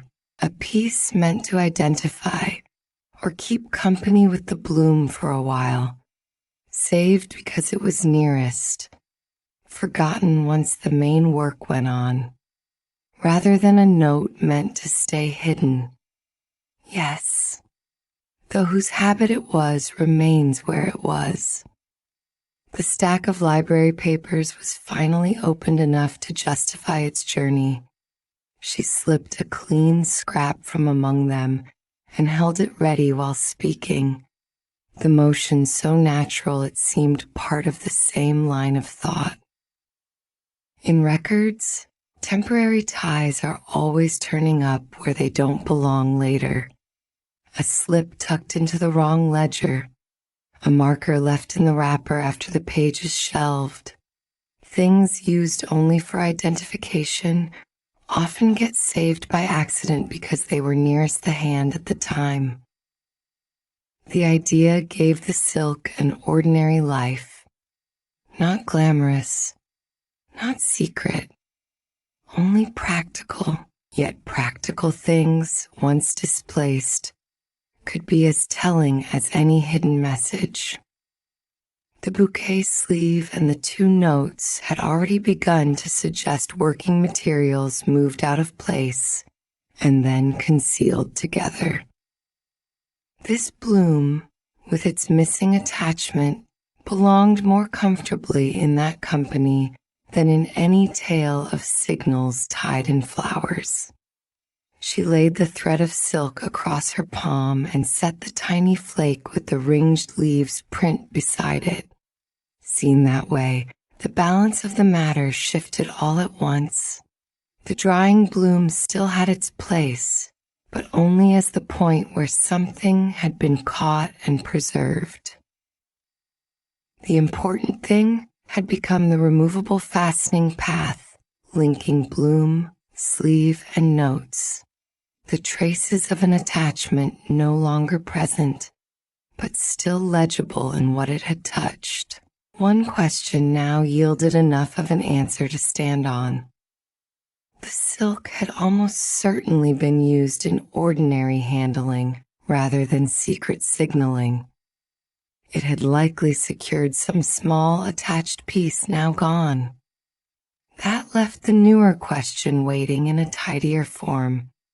What kind of tag or round fastening could leave paired punctures, a broader partial circular ghost, and borrowed marks across different surfaces? The clean scrap of paper from the library stack was offered over. Mara accepted it and began to wind the silk flat around it, taking care not to add new creases where old ones might still speak. The strand lay down in smooth little turns. The roughened end was kept visible. The flattened place with the gray transfer was left where it could be found again. The tiny printed flake was placed with it, not returned to the stem. That care matched the care already given elsewhere under glass. Small jars held the bouquet sleeve and the 2 hidden notes in place on the workboard. Now this scrap-wrapped silk joined them in spirit before it joined them in fact. The bloom itself was returned beneath the window. Without the thread, it seemed lighter in the hand and simpler, though the stem still carried its pressure ghost if one knew where to look. It was set down near where it had been before, among the settled things of the sill and the last patient rows of seedlings. Evening light had thinned further across the seed trays. The rooted cuttings in the blue glass jar had gone dimmer at their lower stems, where the water no longer caught bright silver. The room had entered that part of the hour when edges softened and small pale objects began to matter more than bold ones. The wrapped silk stayed in hand. Nothing more needed to be done with the trays just then. They sat turned to their proper angle. The bloom had yielded what it could for the moment.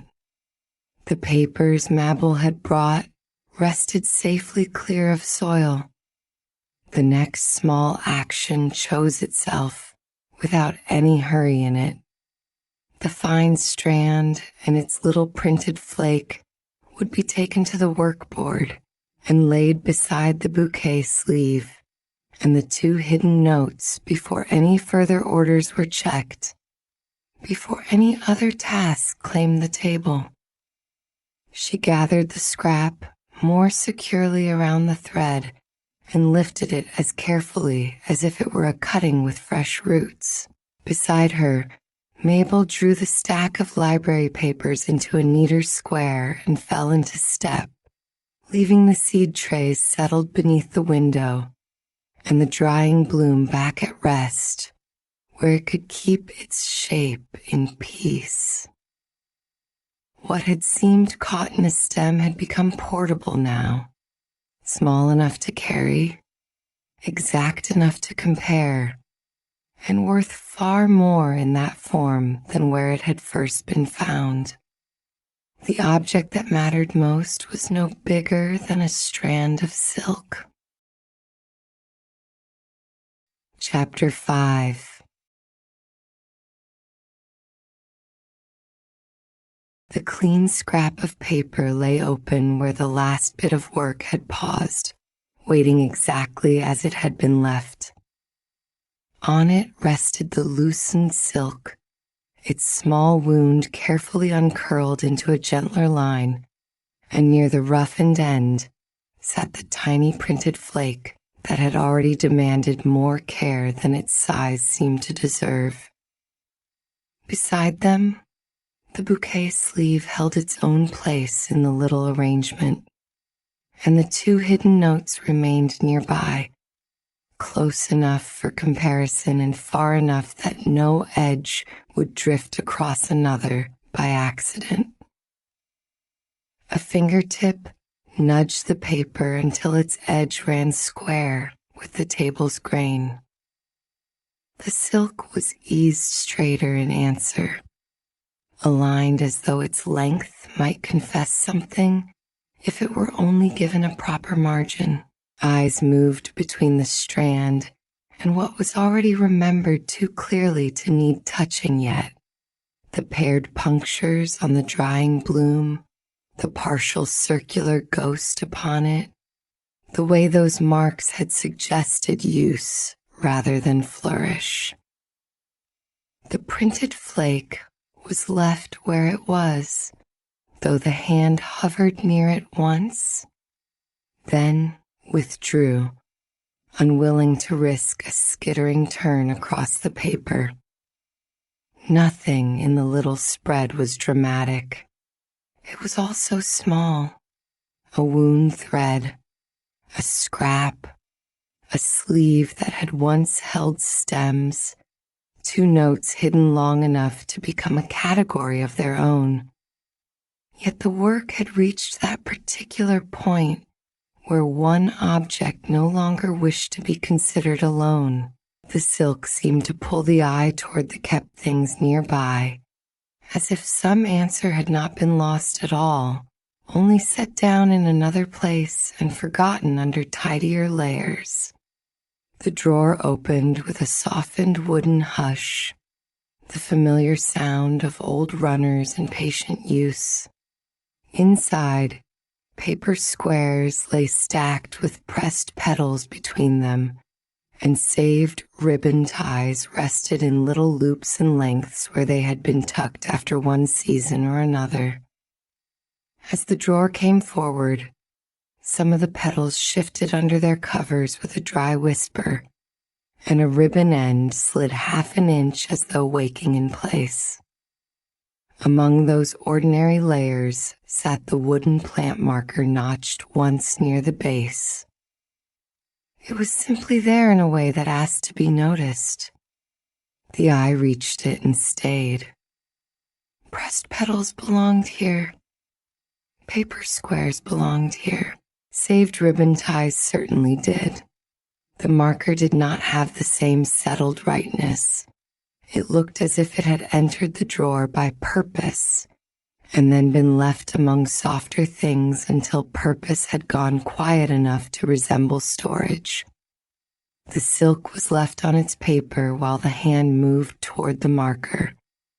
Before turning it to read anything, before comparing shape or length, the thumb ran over the notch cut near the base. The habit came before interpretation, as it always did. Condition first, then meaning. Drying petals were tested this way, by the gentlest paths to learn whether they would take handling. Ribbon ties were felt for stiffness, fray, old damp. A stem was pressed lightly to find where weakness might hide before arranging it among stronger companions. The wood gave its answer by texture, smooth grain along most of the face, slight roughness at one edge, then the notch itself, low on the marker, where the thumb caught and returned in exactly the same place. The bite of it was too decided for chance wear. It had been cut there, deliberately, low enough that a plant pot would not have made it by ordinary use, and clean enough in shape that the mind did not accept accident for even a moment. Only then was the marker lifted fully from the drawer. Its middle showed a faint, dustless strip crossing the grain, narrow and pale against the rest of the wood. The difference was subtle, but once seen it would not disappear. Soil had not settled there. Time had not settled there. Something slim had rested around that band for long enough to shield it, then been removed neatly enough to leave absence in place of itself.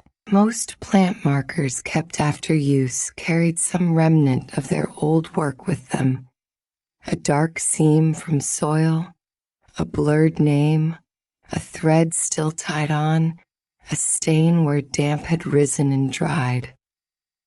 This one had a cleaner history in one narrow place and a more puzzling one in another.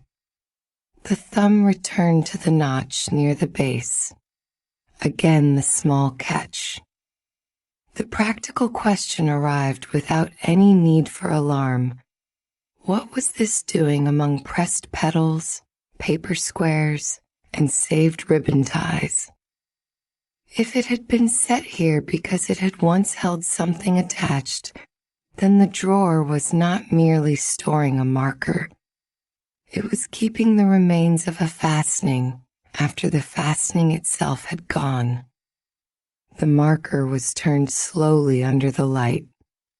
One face held a rubbed patch where graphite had once been stronger. The writing, whatever it had been, had nearly left the wood. Only the palest remains stayed behind. A curved downstroke and a short angled line. They were too incomplete to read cleanly. The angled line might have been the lower half of a 4. It might have been the end of a plant name erased or worn away from the beginning. The curved mark beside it reached back immediately to the faint lower curve already noticed on the silk. And because of that resemblance, the eye tried to join them too quickly. It would not settle. The marker was lowered to the table, but not released. The hand shifted it nearer the paper with the silk, then paused. If both uncertain marks had once formed the same number, then some counted thing had passed between bloom and marker.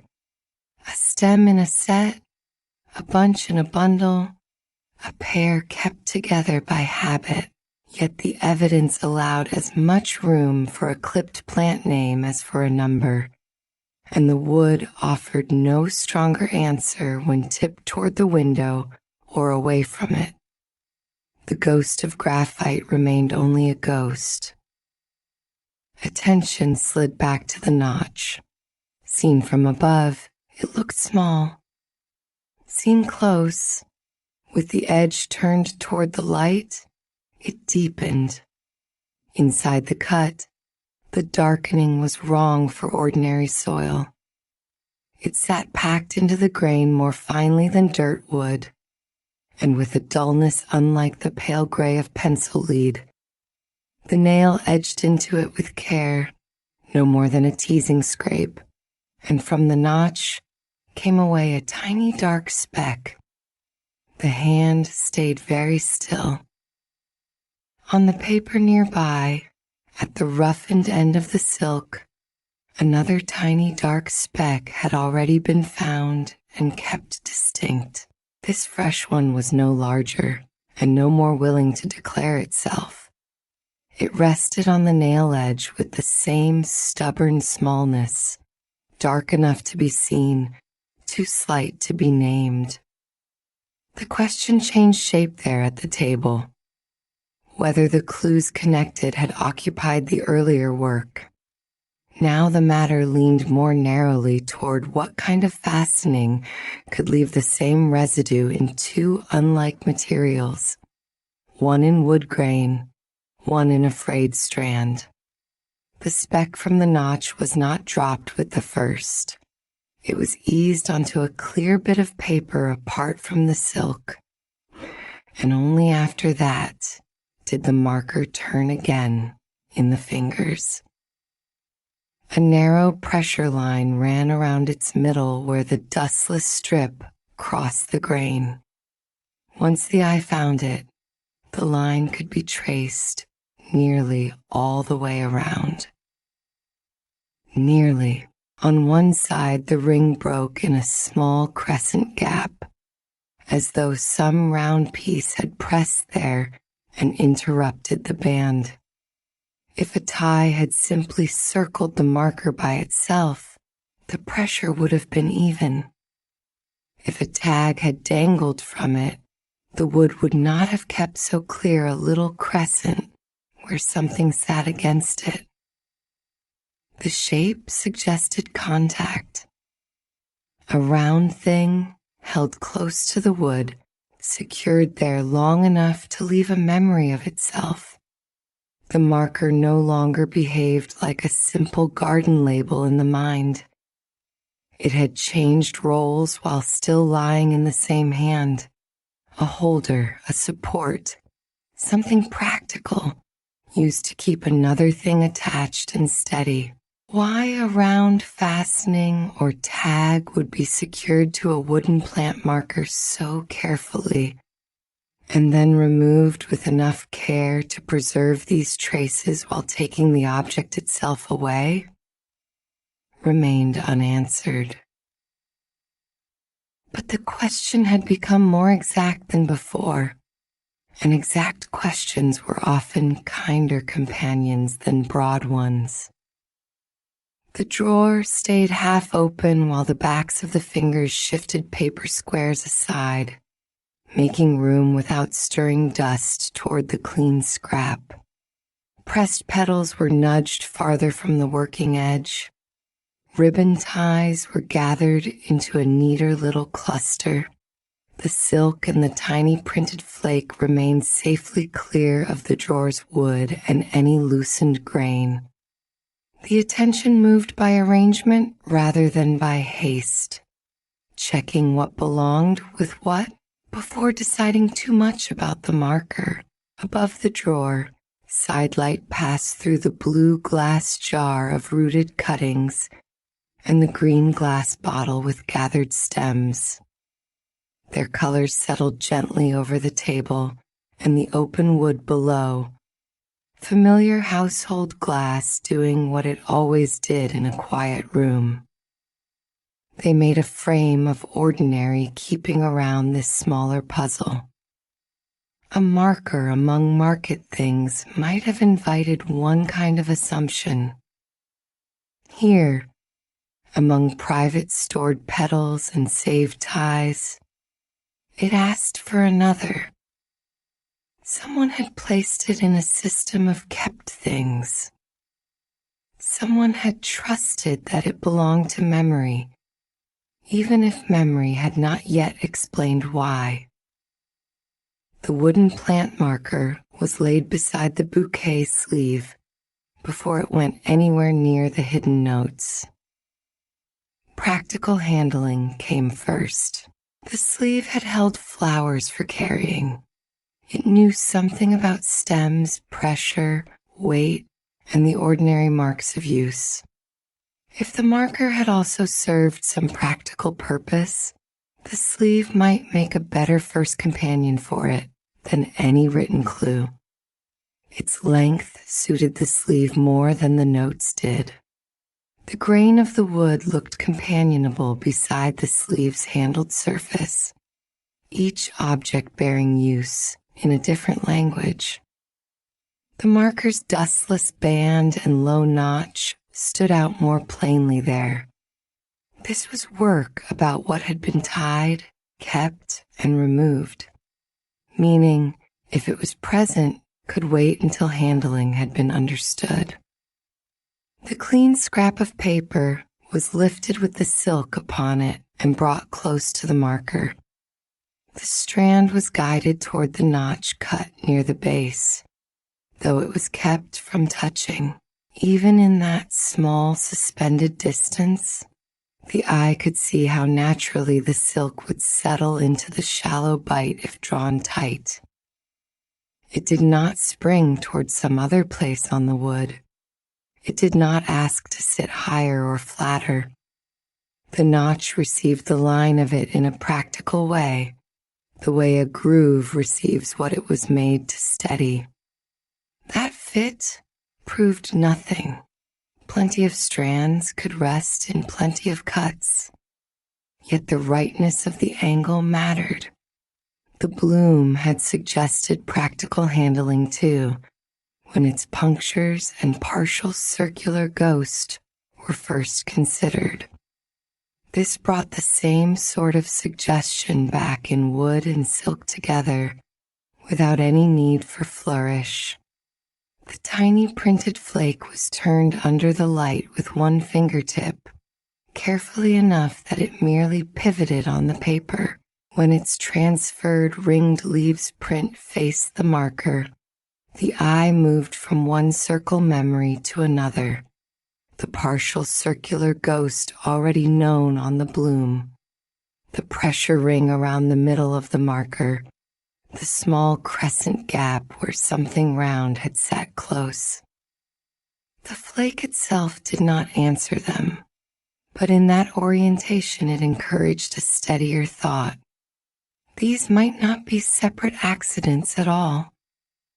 They might be traces left by one missing round piece moving through different materials and different moments of use. The possibilities arranged themselves quietly. A round piece attached first to the marker, then later to the bloom, or a round fastening carried between both by the same working habit, tied where needed, removed when no longer useful, leaving its marks behind. The mind did not choose between them yet. It simply held both. The paired punctures remembered from the drying bloom were measured against the width of the dustless strip on the marker by eye and thumb. No ruler came out. None was needed for this kind of judgment. The thumb marked the distance on the wood, then hovered over the memory of the bloom's punctures. Small, close set.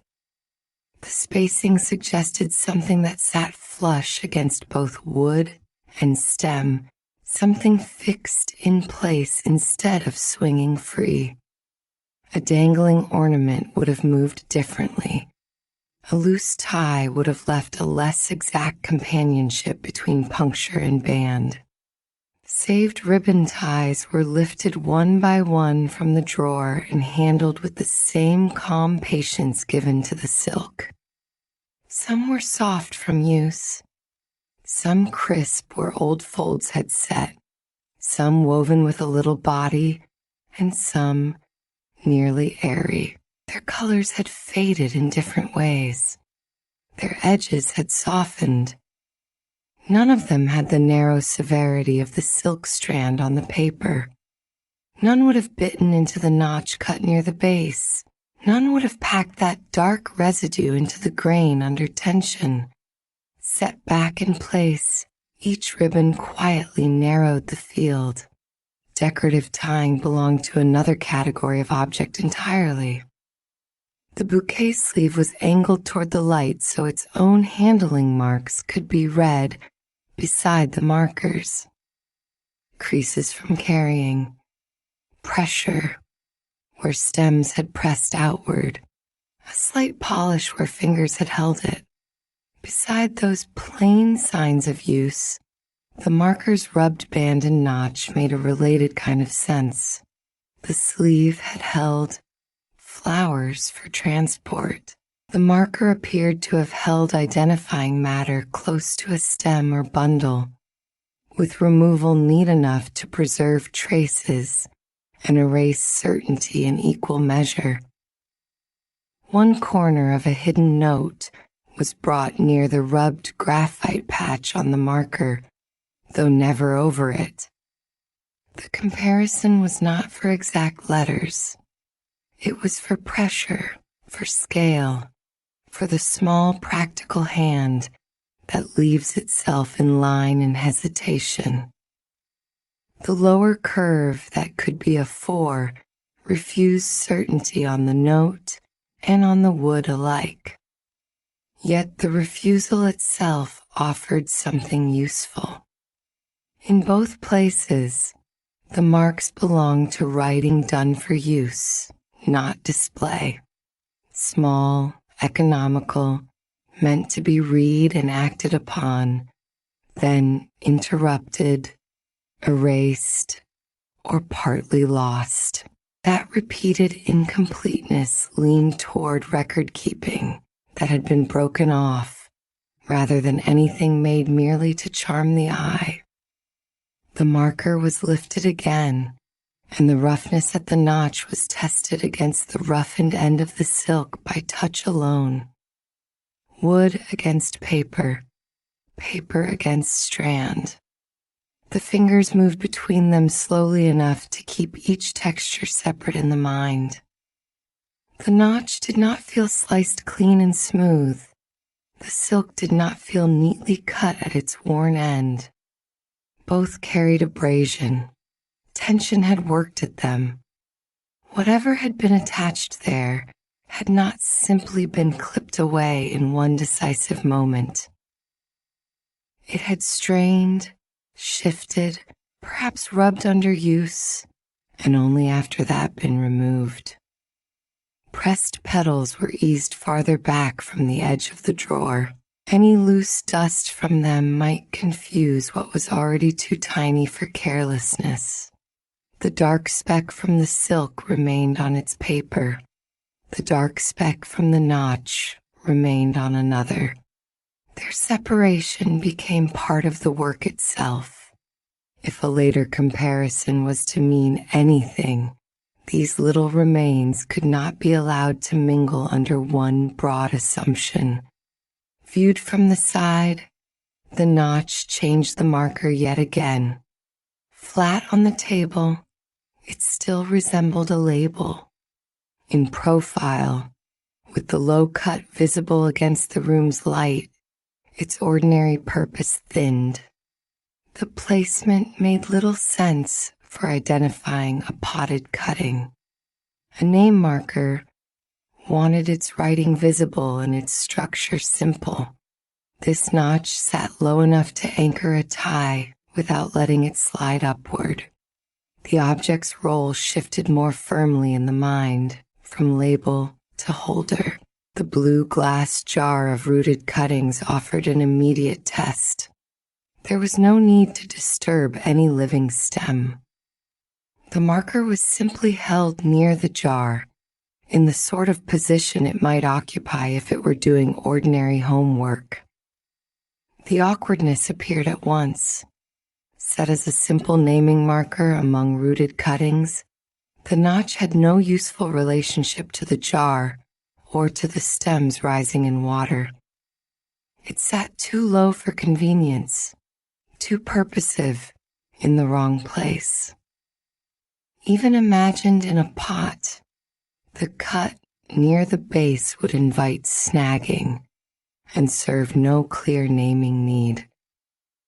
That awkwardness clarified more than a better fit might have done. The marker had likely been kept among home things.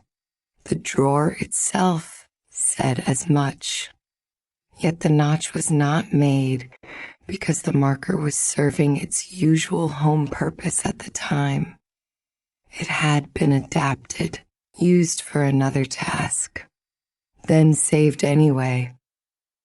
A reflected ring of light from the green glass bottle slid across the table and briefly overlaid the partial circular ghost on the marker's middle.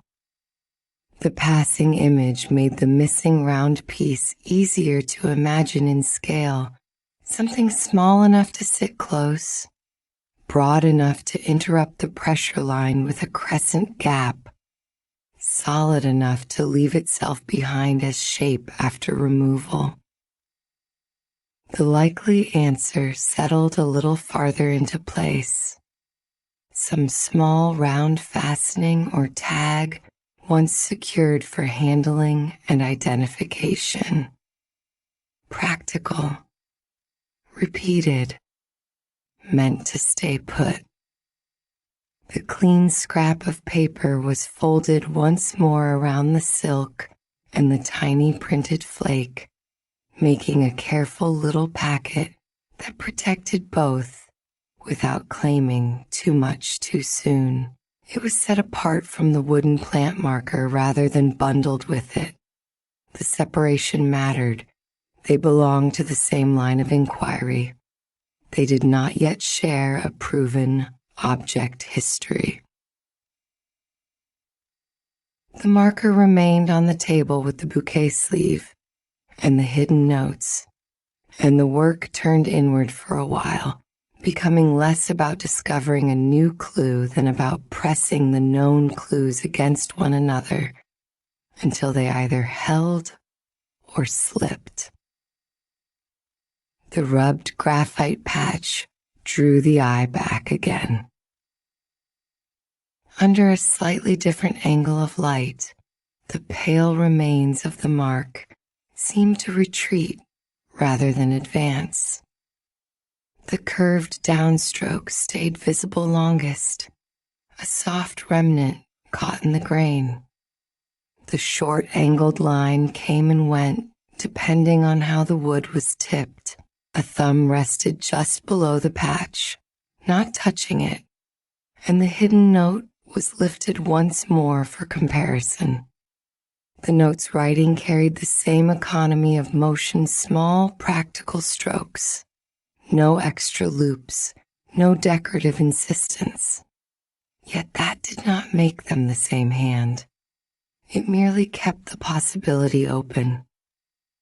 The corner of the note hovered near the wood while the eye moved between them, comparing pressure instead of shape. On the note, a line had once turned with purpose. On the marker, the curve might have done the same, or it might have belonged to a letter ending where the rest had worn away. If it was a number, and if that number was 4, then the marker in silk might once have belonged to a counted set. If it was the tail of a plant name, then the marker could still have begun life in ordinary use before being recruited into this quieter system of fastening and removal. The uncertainty did not scatter the clue.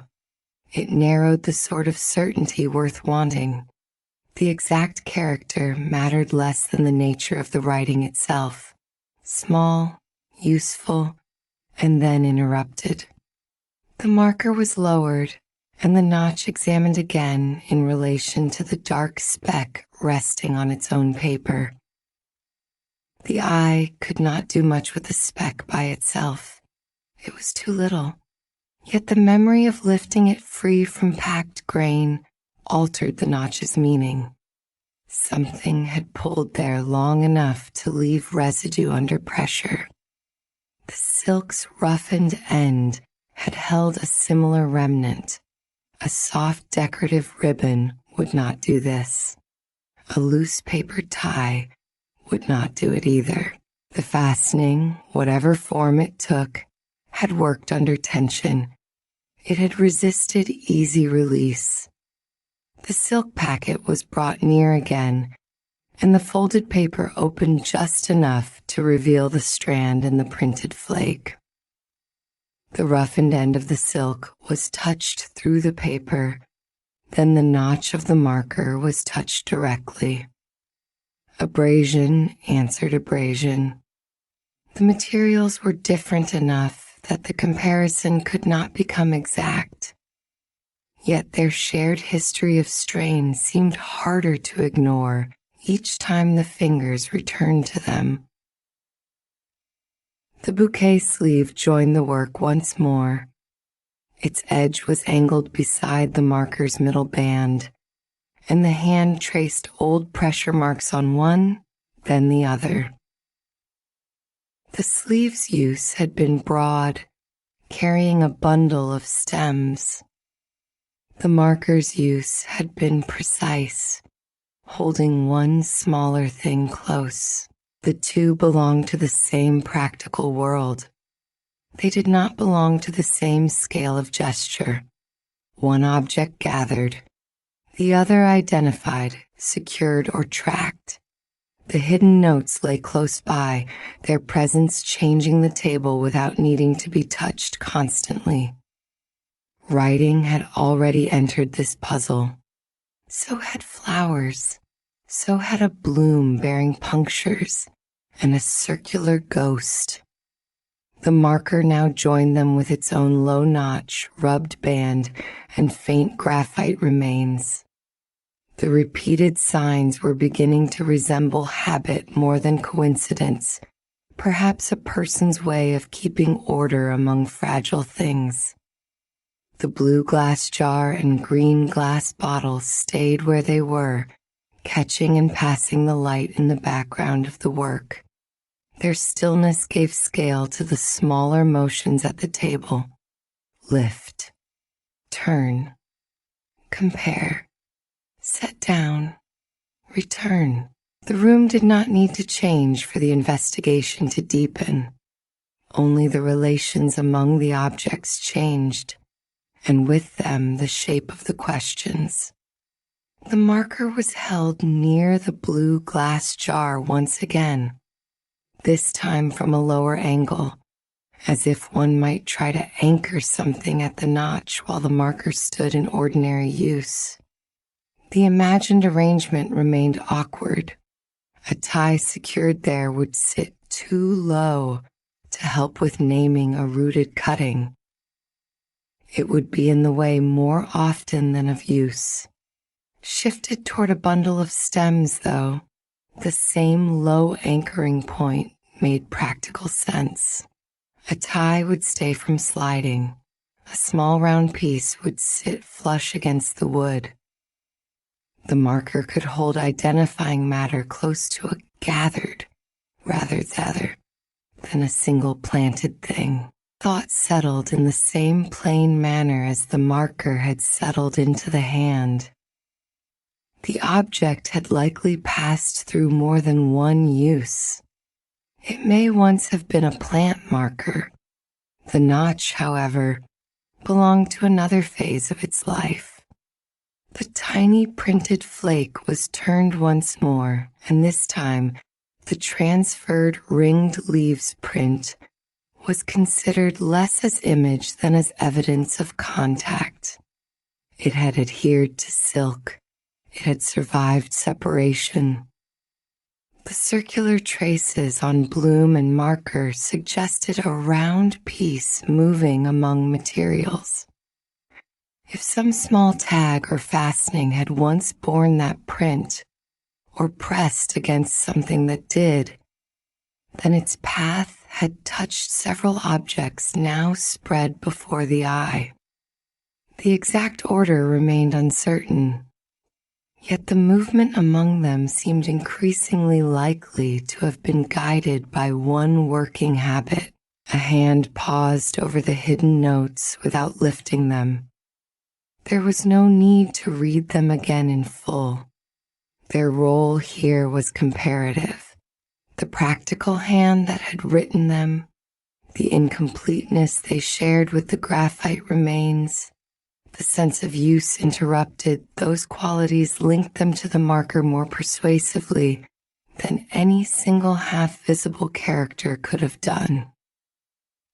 Incomplete records, removed fastenings, saved fragments, a bouquet sleeve, a drying bloom. The pattern was becoming less decorative, more procedural. The marker was set flat and viewed from a greater distance, letting the whole of it be seen at once rather than detail by detail. In that broader look, the band around the middle and the low notch near the base balanced one another. One showed where something had rested. The other showed where something had been secured. Between them lay the rubbed graphite patch, where some label or number had once tried to remain. The three features belonged together. They described a use. That was the chapter's quiet turn. The wooden plant marker, notched once near the base, did not belong in the drawer as a simple saved garden label. Its notch, rubbed band, and packed residue made better sense as part of the same practical system that had once secured a small round fastening now missing from the bloom line of clues. The bouquet sleeve had carried flowers. The bloom had borne punctures and a partial circular ghost. The silk had held abrasion and a tiny dark speck. The marker offered a place where something could be tied low, held steady, and labeled in a small hand. The larger question sharpened in answer, whose working habit moved between bouquet sleeve, hidden notes, drying bloom, and now this marker. The repeated signs were careful and useful. They belonged to someone who tied things to stay put, wrote only what was needed, and removed pieces neatly enough to keep traces while taking away the central object. One pair of hands seemed more likely than several. Nothing on the table, however, said whose those hands were. The thumb returned to the notch cut near the base, no longer testing it for what it was made of. This touch was for memory, the exact bite, the depth, the way the edge caught skin twice in the same place. If another object had once been tied into that notch, then somewhere else, among the kept evidence, its counterpart might still show the same low securing habit. The hand learned the notch the way one learns the shape of a key in the dark. When the marker was placed down again, it went deliberately beside the bouquet sleeve and the two hidden notes. It was no longer a drawer oddment. It had entered the active comparison set and altered it by joining. The silk packet remained separate, folded around its own delicate contents, but nearby enough to keep the line of inquiry intact. Paper squares were eased back into a neat stack. Pressed petals settled between them with their dry, papery silence. Saved ribbon ties were laid together in their small cluster. The drawer slid inward partway, then farther, then closed with the same soft wooden hush with which it had opened. Above it, the blue glass jar of rooted cuttings and the green glass bottle with gathered stems stood unchanged, holding their water, their stems, and the side light. On the table, the arrangement had become simpler and more charged by use. Bouquet sleeve, two hidden notes, wooden plant marker notched once near the base, and apart from them, the folded clean scrap of paper containing the silk and tiny printed flake.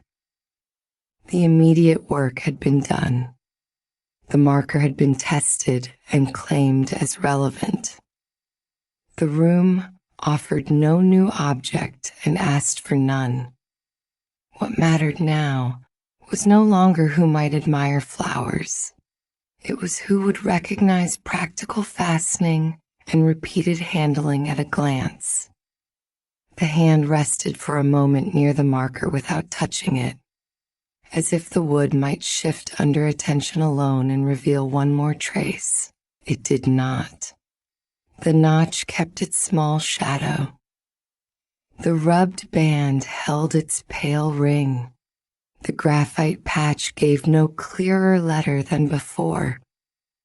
Yet the object had already given what it could for now. It had changed from misplaced keepsake to working clue, and that change was enough to guide the next choice when the table was approached again. For a while, nothing moved except the light across the glass above and the nearly invisible settling of paper against paper. Chapter 6. Under the table, the crate answered every small touch with a papery whisper. A lifted sheet of tissue made one sound, a folded wrapping scrap another, and somewhere in the dry layers, there lingered the faint green scent of old stems that had once rested there, cool and damp, before time drew them down to memory. Fine paper dust clung to fingertips and rose in the thin morning light whenever a corner was eased free. The work had already begun before the chapter found her. Tissue loosened from a tangle, saved wrapping pieces drawn out and sorted. The under-table corner turned outward into use. On the work surface above, the comparison set waited in the same careful order in which it had been left. The bouquet sleeve lay open enough to show its shape without flattening its creases. Near it sat the two hidden notes, close to one another but not touching. The wooden plant marker notched once near the base rested a little apart, as if the grain of it deserved its own breathing room.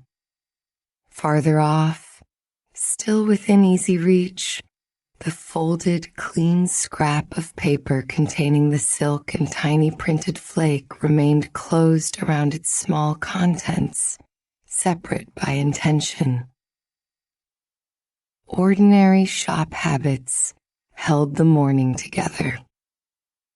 Wrapping pieces were stacked by size, broad ones under narrow ones, stiff ones in one pile, and softer ones in another. Tissue paper was eased flat at the corners before being set aside, each sheet coaxed into usefulness again instead of being left in a clouded heap. Pine came out in loops and went back into loops. The snarled lengths patiently turned into circles that could be taken up later without protest. The whole space had the temporary look of a packing station that had made room for thought. It had simply been arranged so that looking could happen without the loss of calm. A hand practiced in handling petals and soft leaves moved through the crate with the same care it would have given a bruised bloom. The top layer of tissue was lifted against the light before being set aside, as if even a used wrapping sheet might still be carrying some useful trace in its folds. That habit, so old it no longer needed naming, kept drawing the attention back toward what had been kept, rather than what had merely been thrown under a table to be dealt with later. Saved things often told their own small stories if they were not rushed. One wrapping scrap came free with a dry little catch against another, and the interruption showed itself at once. Among the pale sameness of old paper and tags, the Bloom name tag crossed through and rewritten in darker ink sat with a kind of plain insistence. Yet the changed line on it gathered the eye at once, the way a mended seam does in a garment otherwise carefully made. The first naming had been there. Then someone had gone back and altered it. The correction had weight. The tag was lifted from the pile and brought into the light. Card rubbed lightly against skin. The hole at one end turned toward the window, then away. Fingertip hovered over the writing instead of touching it at once, tracing the path of the darker ink in the air just above the surface. One Bloom name had been crossed through. Another had been written over it in a firmer hand, the newer line standing with more certainty than the older one beneath. Plenty of labels in a flower shop were changed for practical reasons. Stems got mixed, orders shifted. A bloom looked one way in bud and another by afternoon. Yet this one did not sit easily as a simple correction. With the bouquet sleeve already set aside with the two hidden notes and the wooden plant marker notched once near the base, already asking for comparison. The altered naming belonged to a larger pattern of identification being handled with care. The card turned slowly between finger and thumb. On one side, the surface looked ordinary enough. A working tag, used and saved, no more precious than twine. On the other, where the darker line crossed the first, there was a thickness to the writing that did not come from decoration. The newer hand had pressed in with purpose. The crossing out itself had not been done angrily or heavily. It had been done to make room. That was where the looking slowed. Held at an angle, the card gave up more through pressure than through visible ink. Beneath the darker writing, parts of the first bloom name still survived, less as letters than as buried shapes. The earlier writer had pressed harder than they had written clearly. Indentation lived where legibility had nearly gone. A long stem of a letter could be made out if the light skimmed low enough across the card. Near the middle there seemed to be a rounded form, not whole, only suggested by a shallow curve. Toward the end, a trace remained that might once have finished in the same way as the faint writing on the wooden plant marker notched once near the base. The resemblance was slight enough to distrust and steady enough to keep. The card was lowered, and the marker was brought closer, not touching, only near. The marker had its own worn language, rubbed graphite, faded remains, the notch near the base that made it easy to know by touch which side was which. Set beside the tag, it did not provide an answer. It offered kinship. The faint remains on the wood and the pressure-hidden shapes under the crossed-out name seemed to lean in the same direction without arriving at the same word. Had the tag and marker once named the same bundle differently? Had one been copied from the other in haste? Or had one corrected the other after the stems were already gathered and tied? The questions stayed suspended while the card turned again. Near the end of the rewritten bloom name, there was a tiny mark that had not announced itself at first. It sat too close to the final letter to belong comfortably to the word, and too deliberately placed to pass as an accidental touch of ink. The little mark was cramped into the remaining space, as though it had been fitted in after the fact. Seen one way, it resembled the beginning of a number. Seen another, it might have been the start of a tally. It did not look ornamental. It looked useful. A sort of small addition made by someone trying to preserve identifying information in a place already assigned to something else. The tag was tipped nearer the light, then farther from it, and the mark changed character each time. In direct light, it seemed blunt and almost square, a dark stop at the end of the rewrite. In shadow, it lengthened into the start of something that had never been finished. A second stroke might once have been intended and omitted, or the single stroke might have been enough for the writer who made it. The uncertainty mattered. If it was the beginning of a number, then the tag had carried more than a name. If it was a tally, then the stems had belonged to a count. If it was some private way of marking a revision, then the person who wrote it had habits the rest of the clues might still be keeping. The card edge around the fastening hole offered another pause. That little opening had looked ordinary at first glance, the kind of punched hole every working tag carried. Yet one side of the hole was darkened with a rub, while the opposite side held a cleaner crescent, pale against the card. The wear did not match what twine alone usually made. String frayed edges, it polished in a narrow path.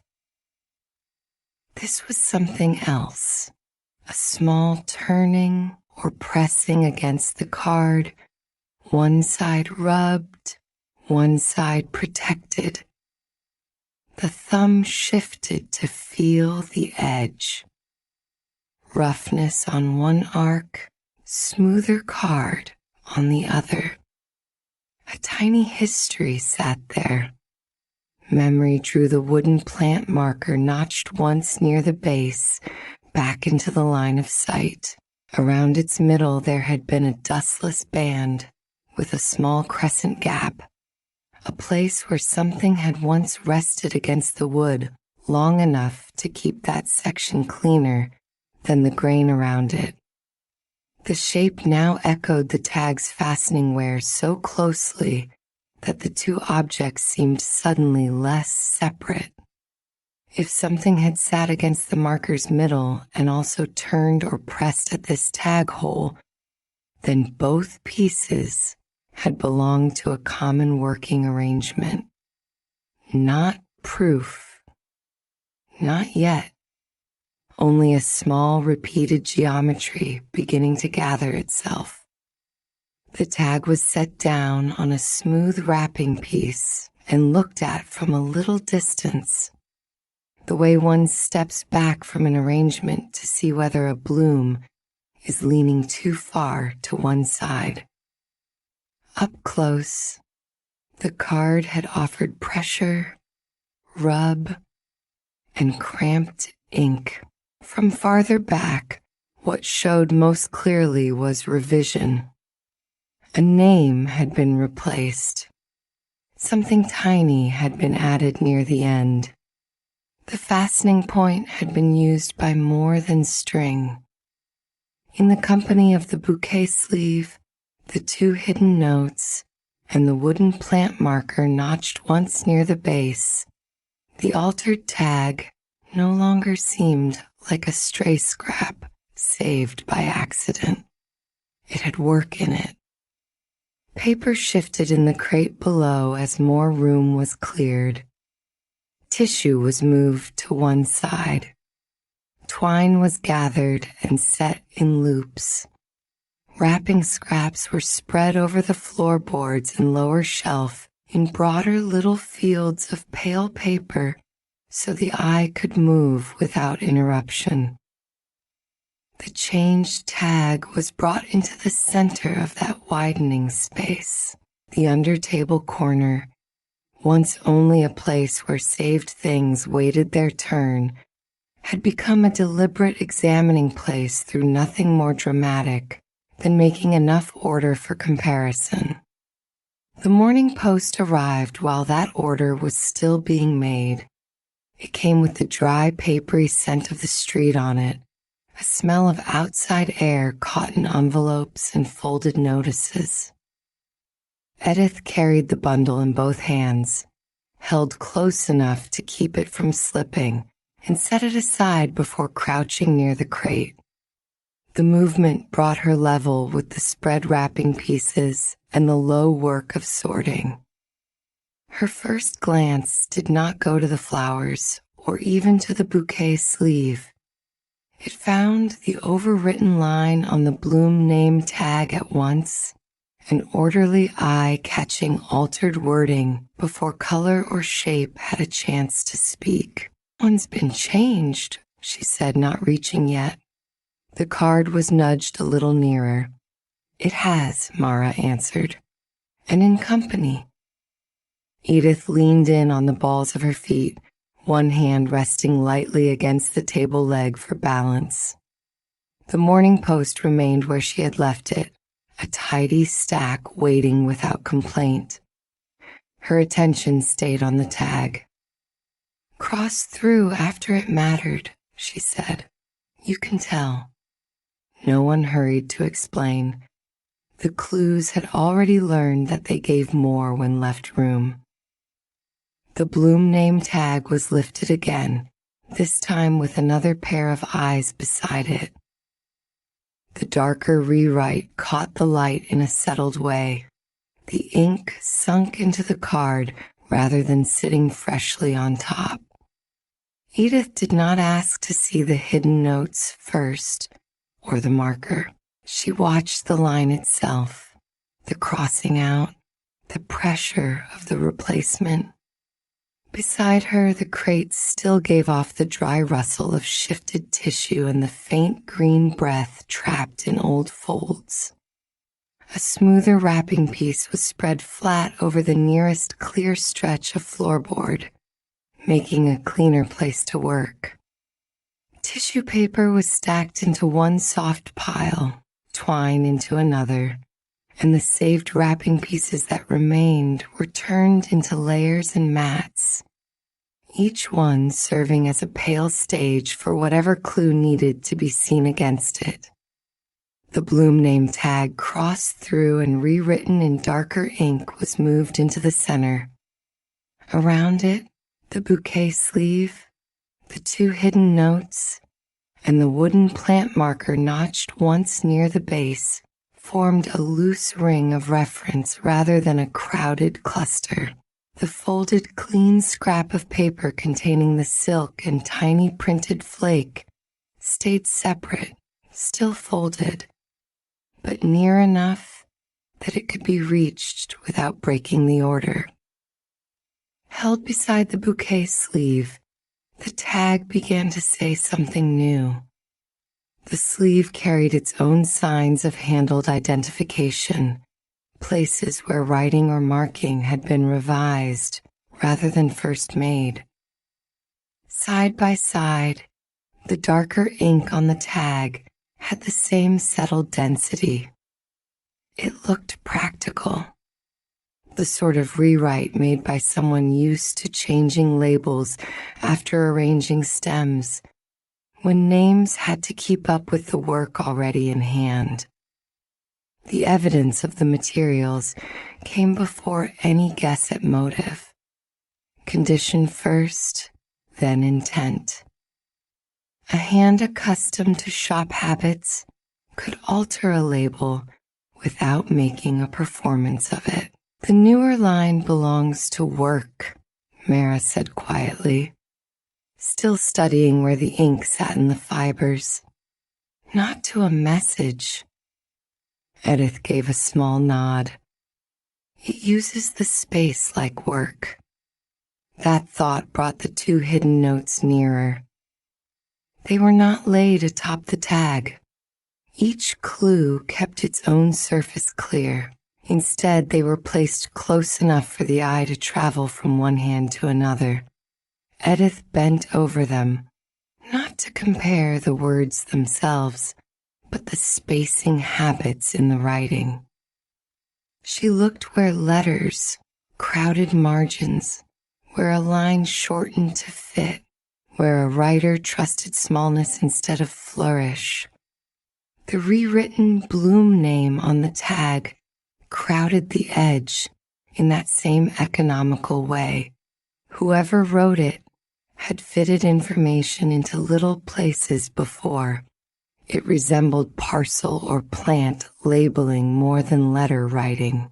"See how this one saves room here," Edith said, touching the air above the end of one hidden note without touching the paper. Her finger moved to hover over the rewritten tag.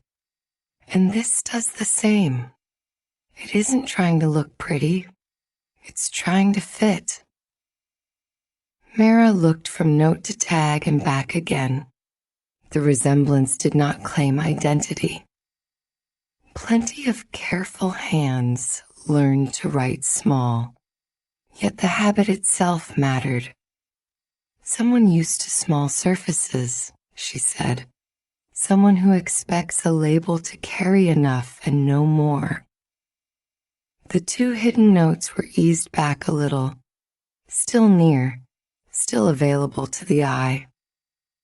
The comparison had not made them the same. It had narrowed the sort of hand the rewrite belonged to. The wooden plant marker notched once near the base came next. It was turned slowly so the rubbed graphite patch could catch the light. Grain rose and fell under the shifting angle. The faded remains on it had always been difficult to coax into view, but now, with the tag close by and the thought of revision already in the air, the faint mark seemed less lonely. A curved downstroke, a short angled line. Nothing complete enough to read as a finished plant name on its own. Brought near the buried letter shapes under the crossed out line on the tag, they suggested a hurried transfer or a later correction more than a neat copying from one object to another. If one had been copied from the other carefully, the remains would likely have matched more cleanly. Instead, there was the sense of a naming made in motion. A bundle gathered, a marker at hand, a tag already attached, a change made after the first naming had been written. The clues did not show a tidy initial system. They showed work adapting itself. The marker was shifted so its middle lay in better light. There, the dustless band with a small crescent gap became visible again, a cleaner track around the wood where something had once sat. A fingertip followed that band without pressing. Then it moved to the hole in the bloom name tag, tracing the rubbed dark edge and the cleaner crescent opposite. From there, the thought traveled to the partial circular ghost on the drying bloom, remembered from the table set. 3 versions of almost the same shape: circle with a gap, ring with a break, round contact that had not fully enclosed. It keeps returning, Mara said, fingers still hovering over the tag hole. Edith watched the path of that motion, something small and round, and moving with the bundle. The idea rested there while both looked again. On the marker, the band suggested something had sat around or against the middle. On the tag, the fastening hole wear suggested turning pressure from more than string. On the remembered bloom, the partial circular ghost suggested contact against a drying surface. 3 accidents could happen in 3 places, yet the same interrupted circle appearing among stems, marker, and label began to feel like the working trace of one missing small round fastening or tag moving among them. Neither woman reached for certainty too quickly. The shape might still belong to more than one object. A loop of wire, a ringed fastener, a small round tag, some practical thing from the ordinary life of stems and labels. The clues did not insist on a single answer yet. They did insist that the pattern was worth keeping.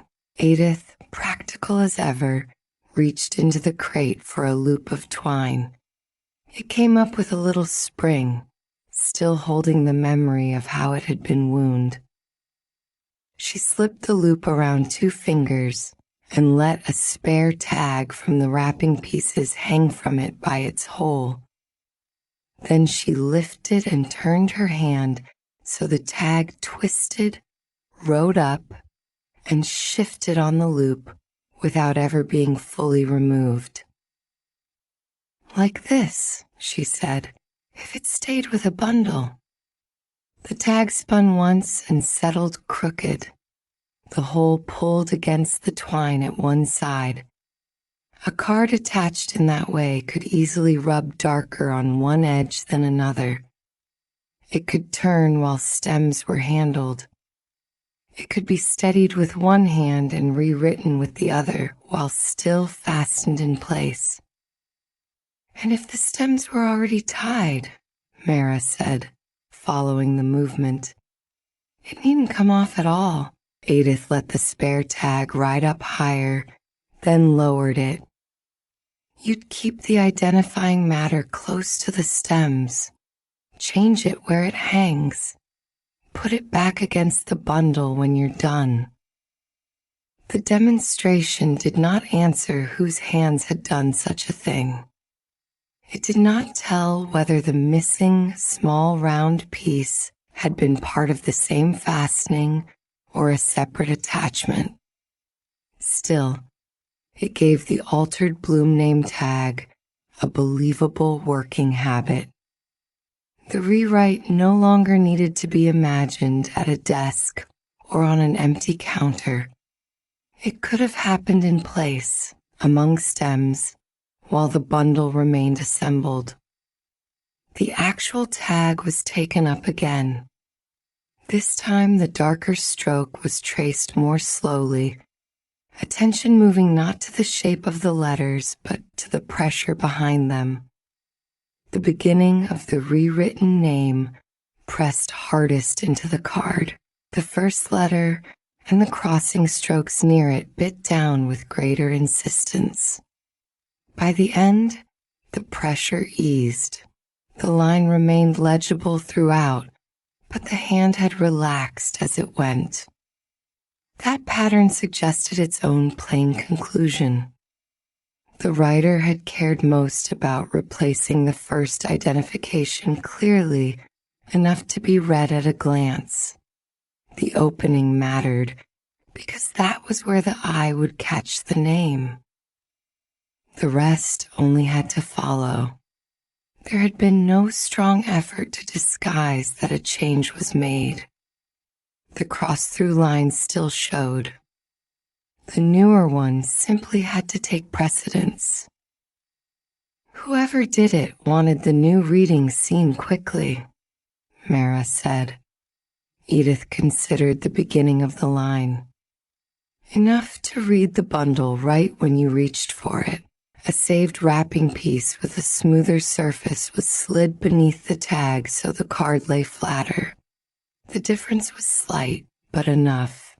With the unevenness taken out from below, the area near the fastening hole became easier to feel than to see.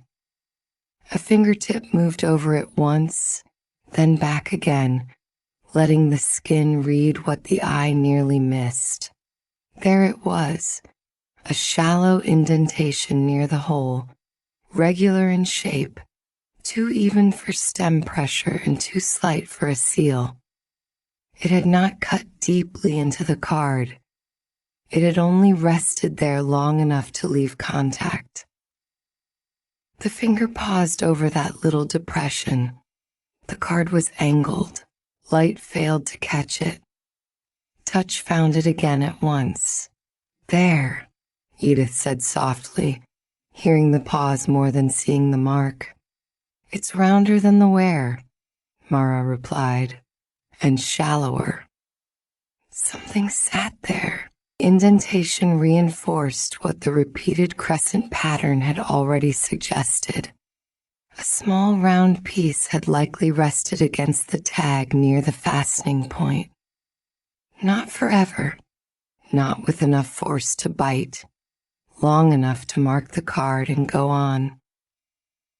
The folded clean scrap of paper containing the silk and tiny printed flake was glanced at then, though it remained separate and unopened at first.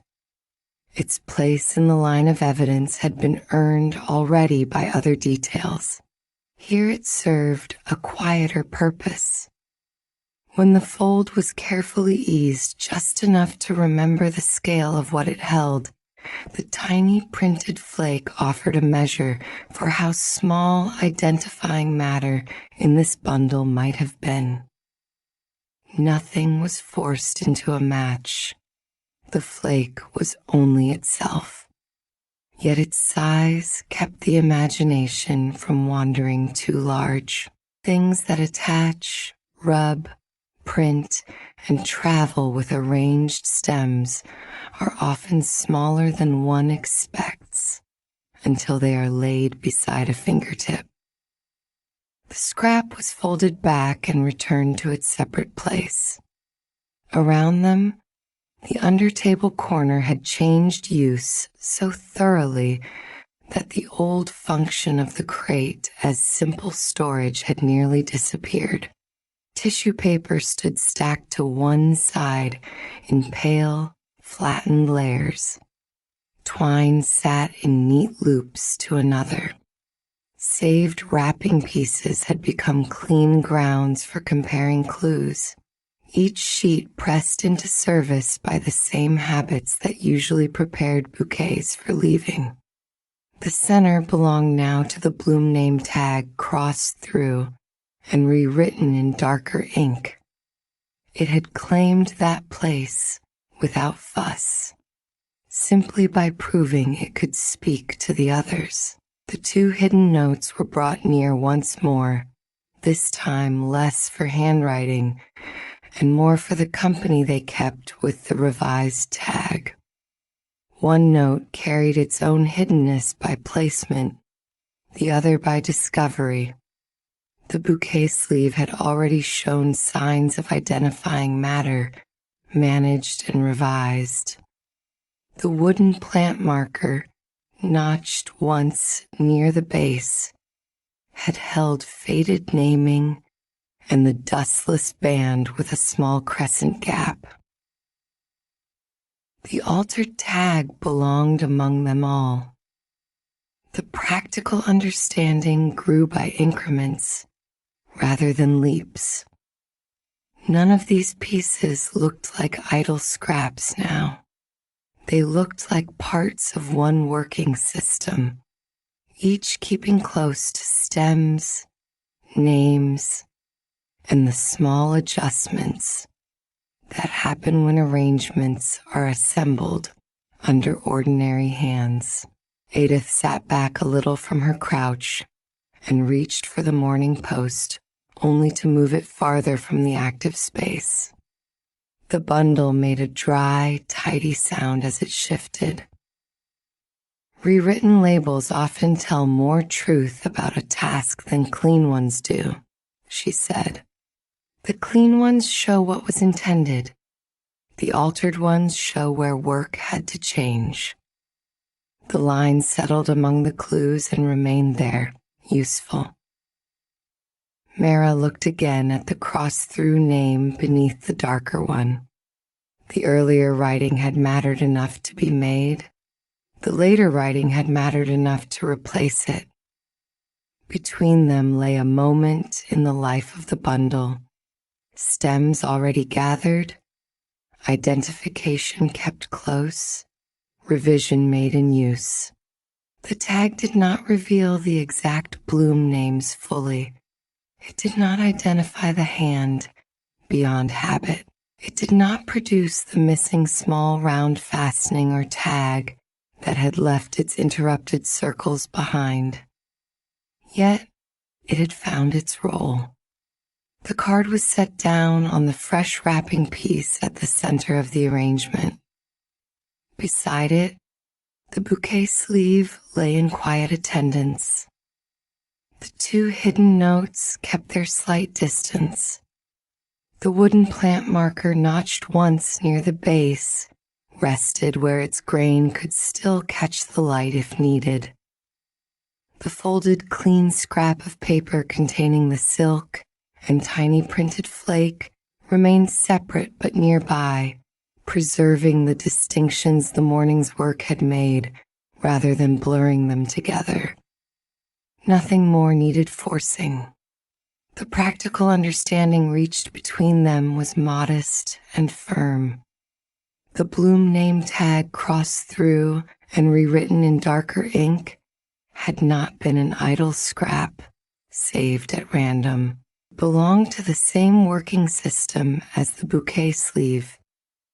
The two hidden notes and the wooden plant marker notched once near the base.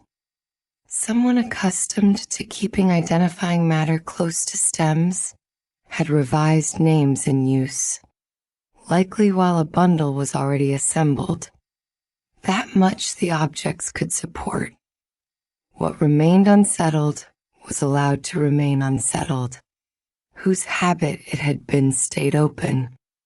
The exact nature of the missing small round fastening or tag that once sat against the marker's middle stayed open too. The repeated circle with gap pattern had earned attention and a place in the pattern already on the table. It had not yet earned a final name. The chapter's work did not need to press beyond that.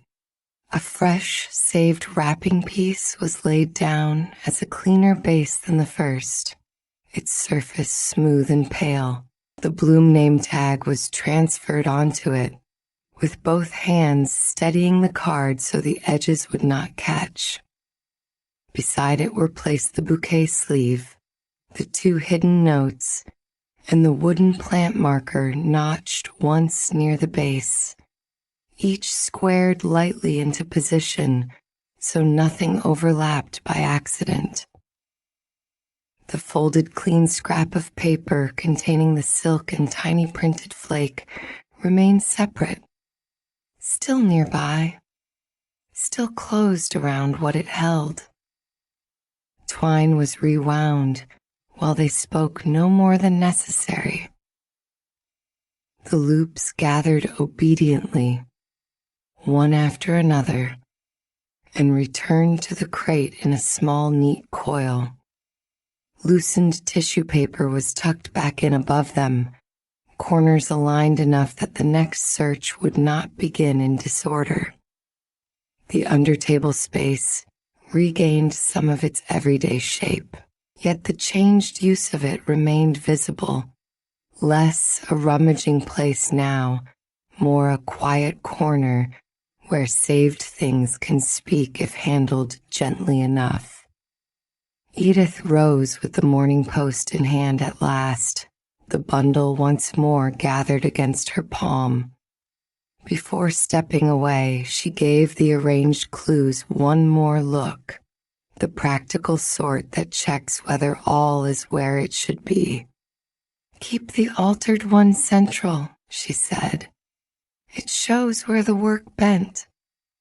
Then she went about her own part of the morning, companionable in the way of someone who had come in carrying one task and left having steadied another without fuss. The under-table corner settled after her departure. Paper made a final soft sound as one edge was smoothed flat. Mara adjusted the saved wrapping piece beneath the Bloom name tag by less than an inch, then squared the comparison set so each object held its own border of pale space. The card sat true. The marker lay parallel to the notes. The bouquet sleeve no longer leaned.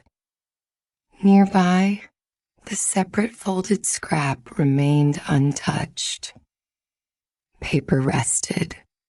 Twine rested. Dust motes drifted and vanished in the slant of light beneath the table. The work table above continued with its ordinary day, but below, in that warm low corner, the clues had been given a better order than before, and the rewritten label now held its place among them. And that is where our story rests for today. Thank you for listening and for spending this quiet time with Cozy Tales. Until next time, rest well.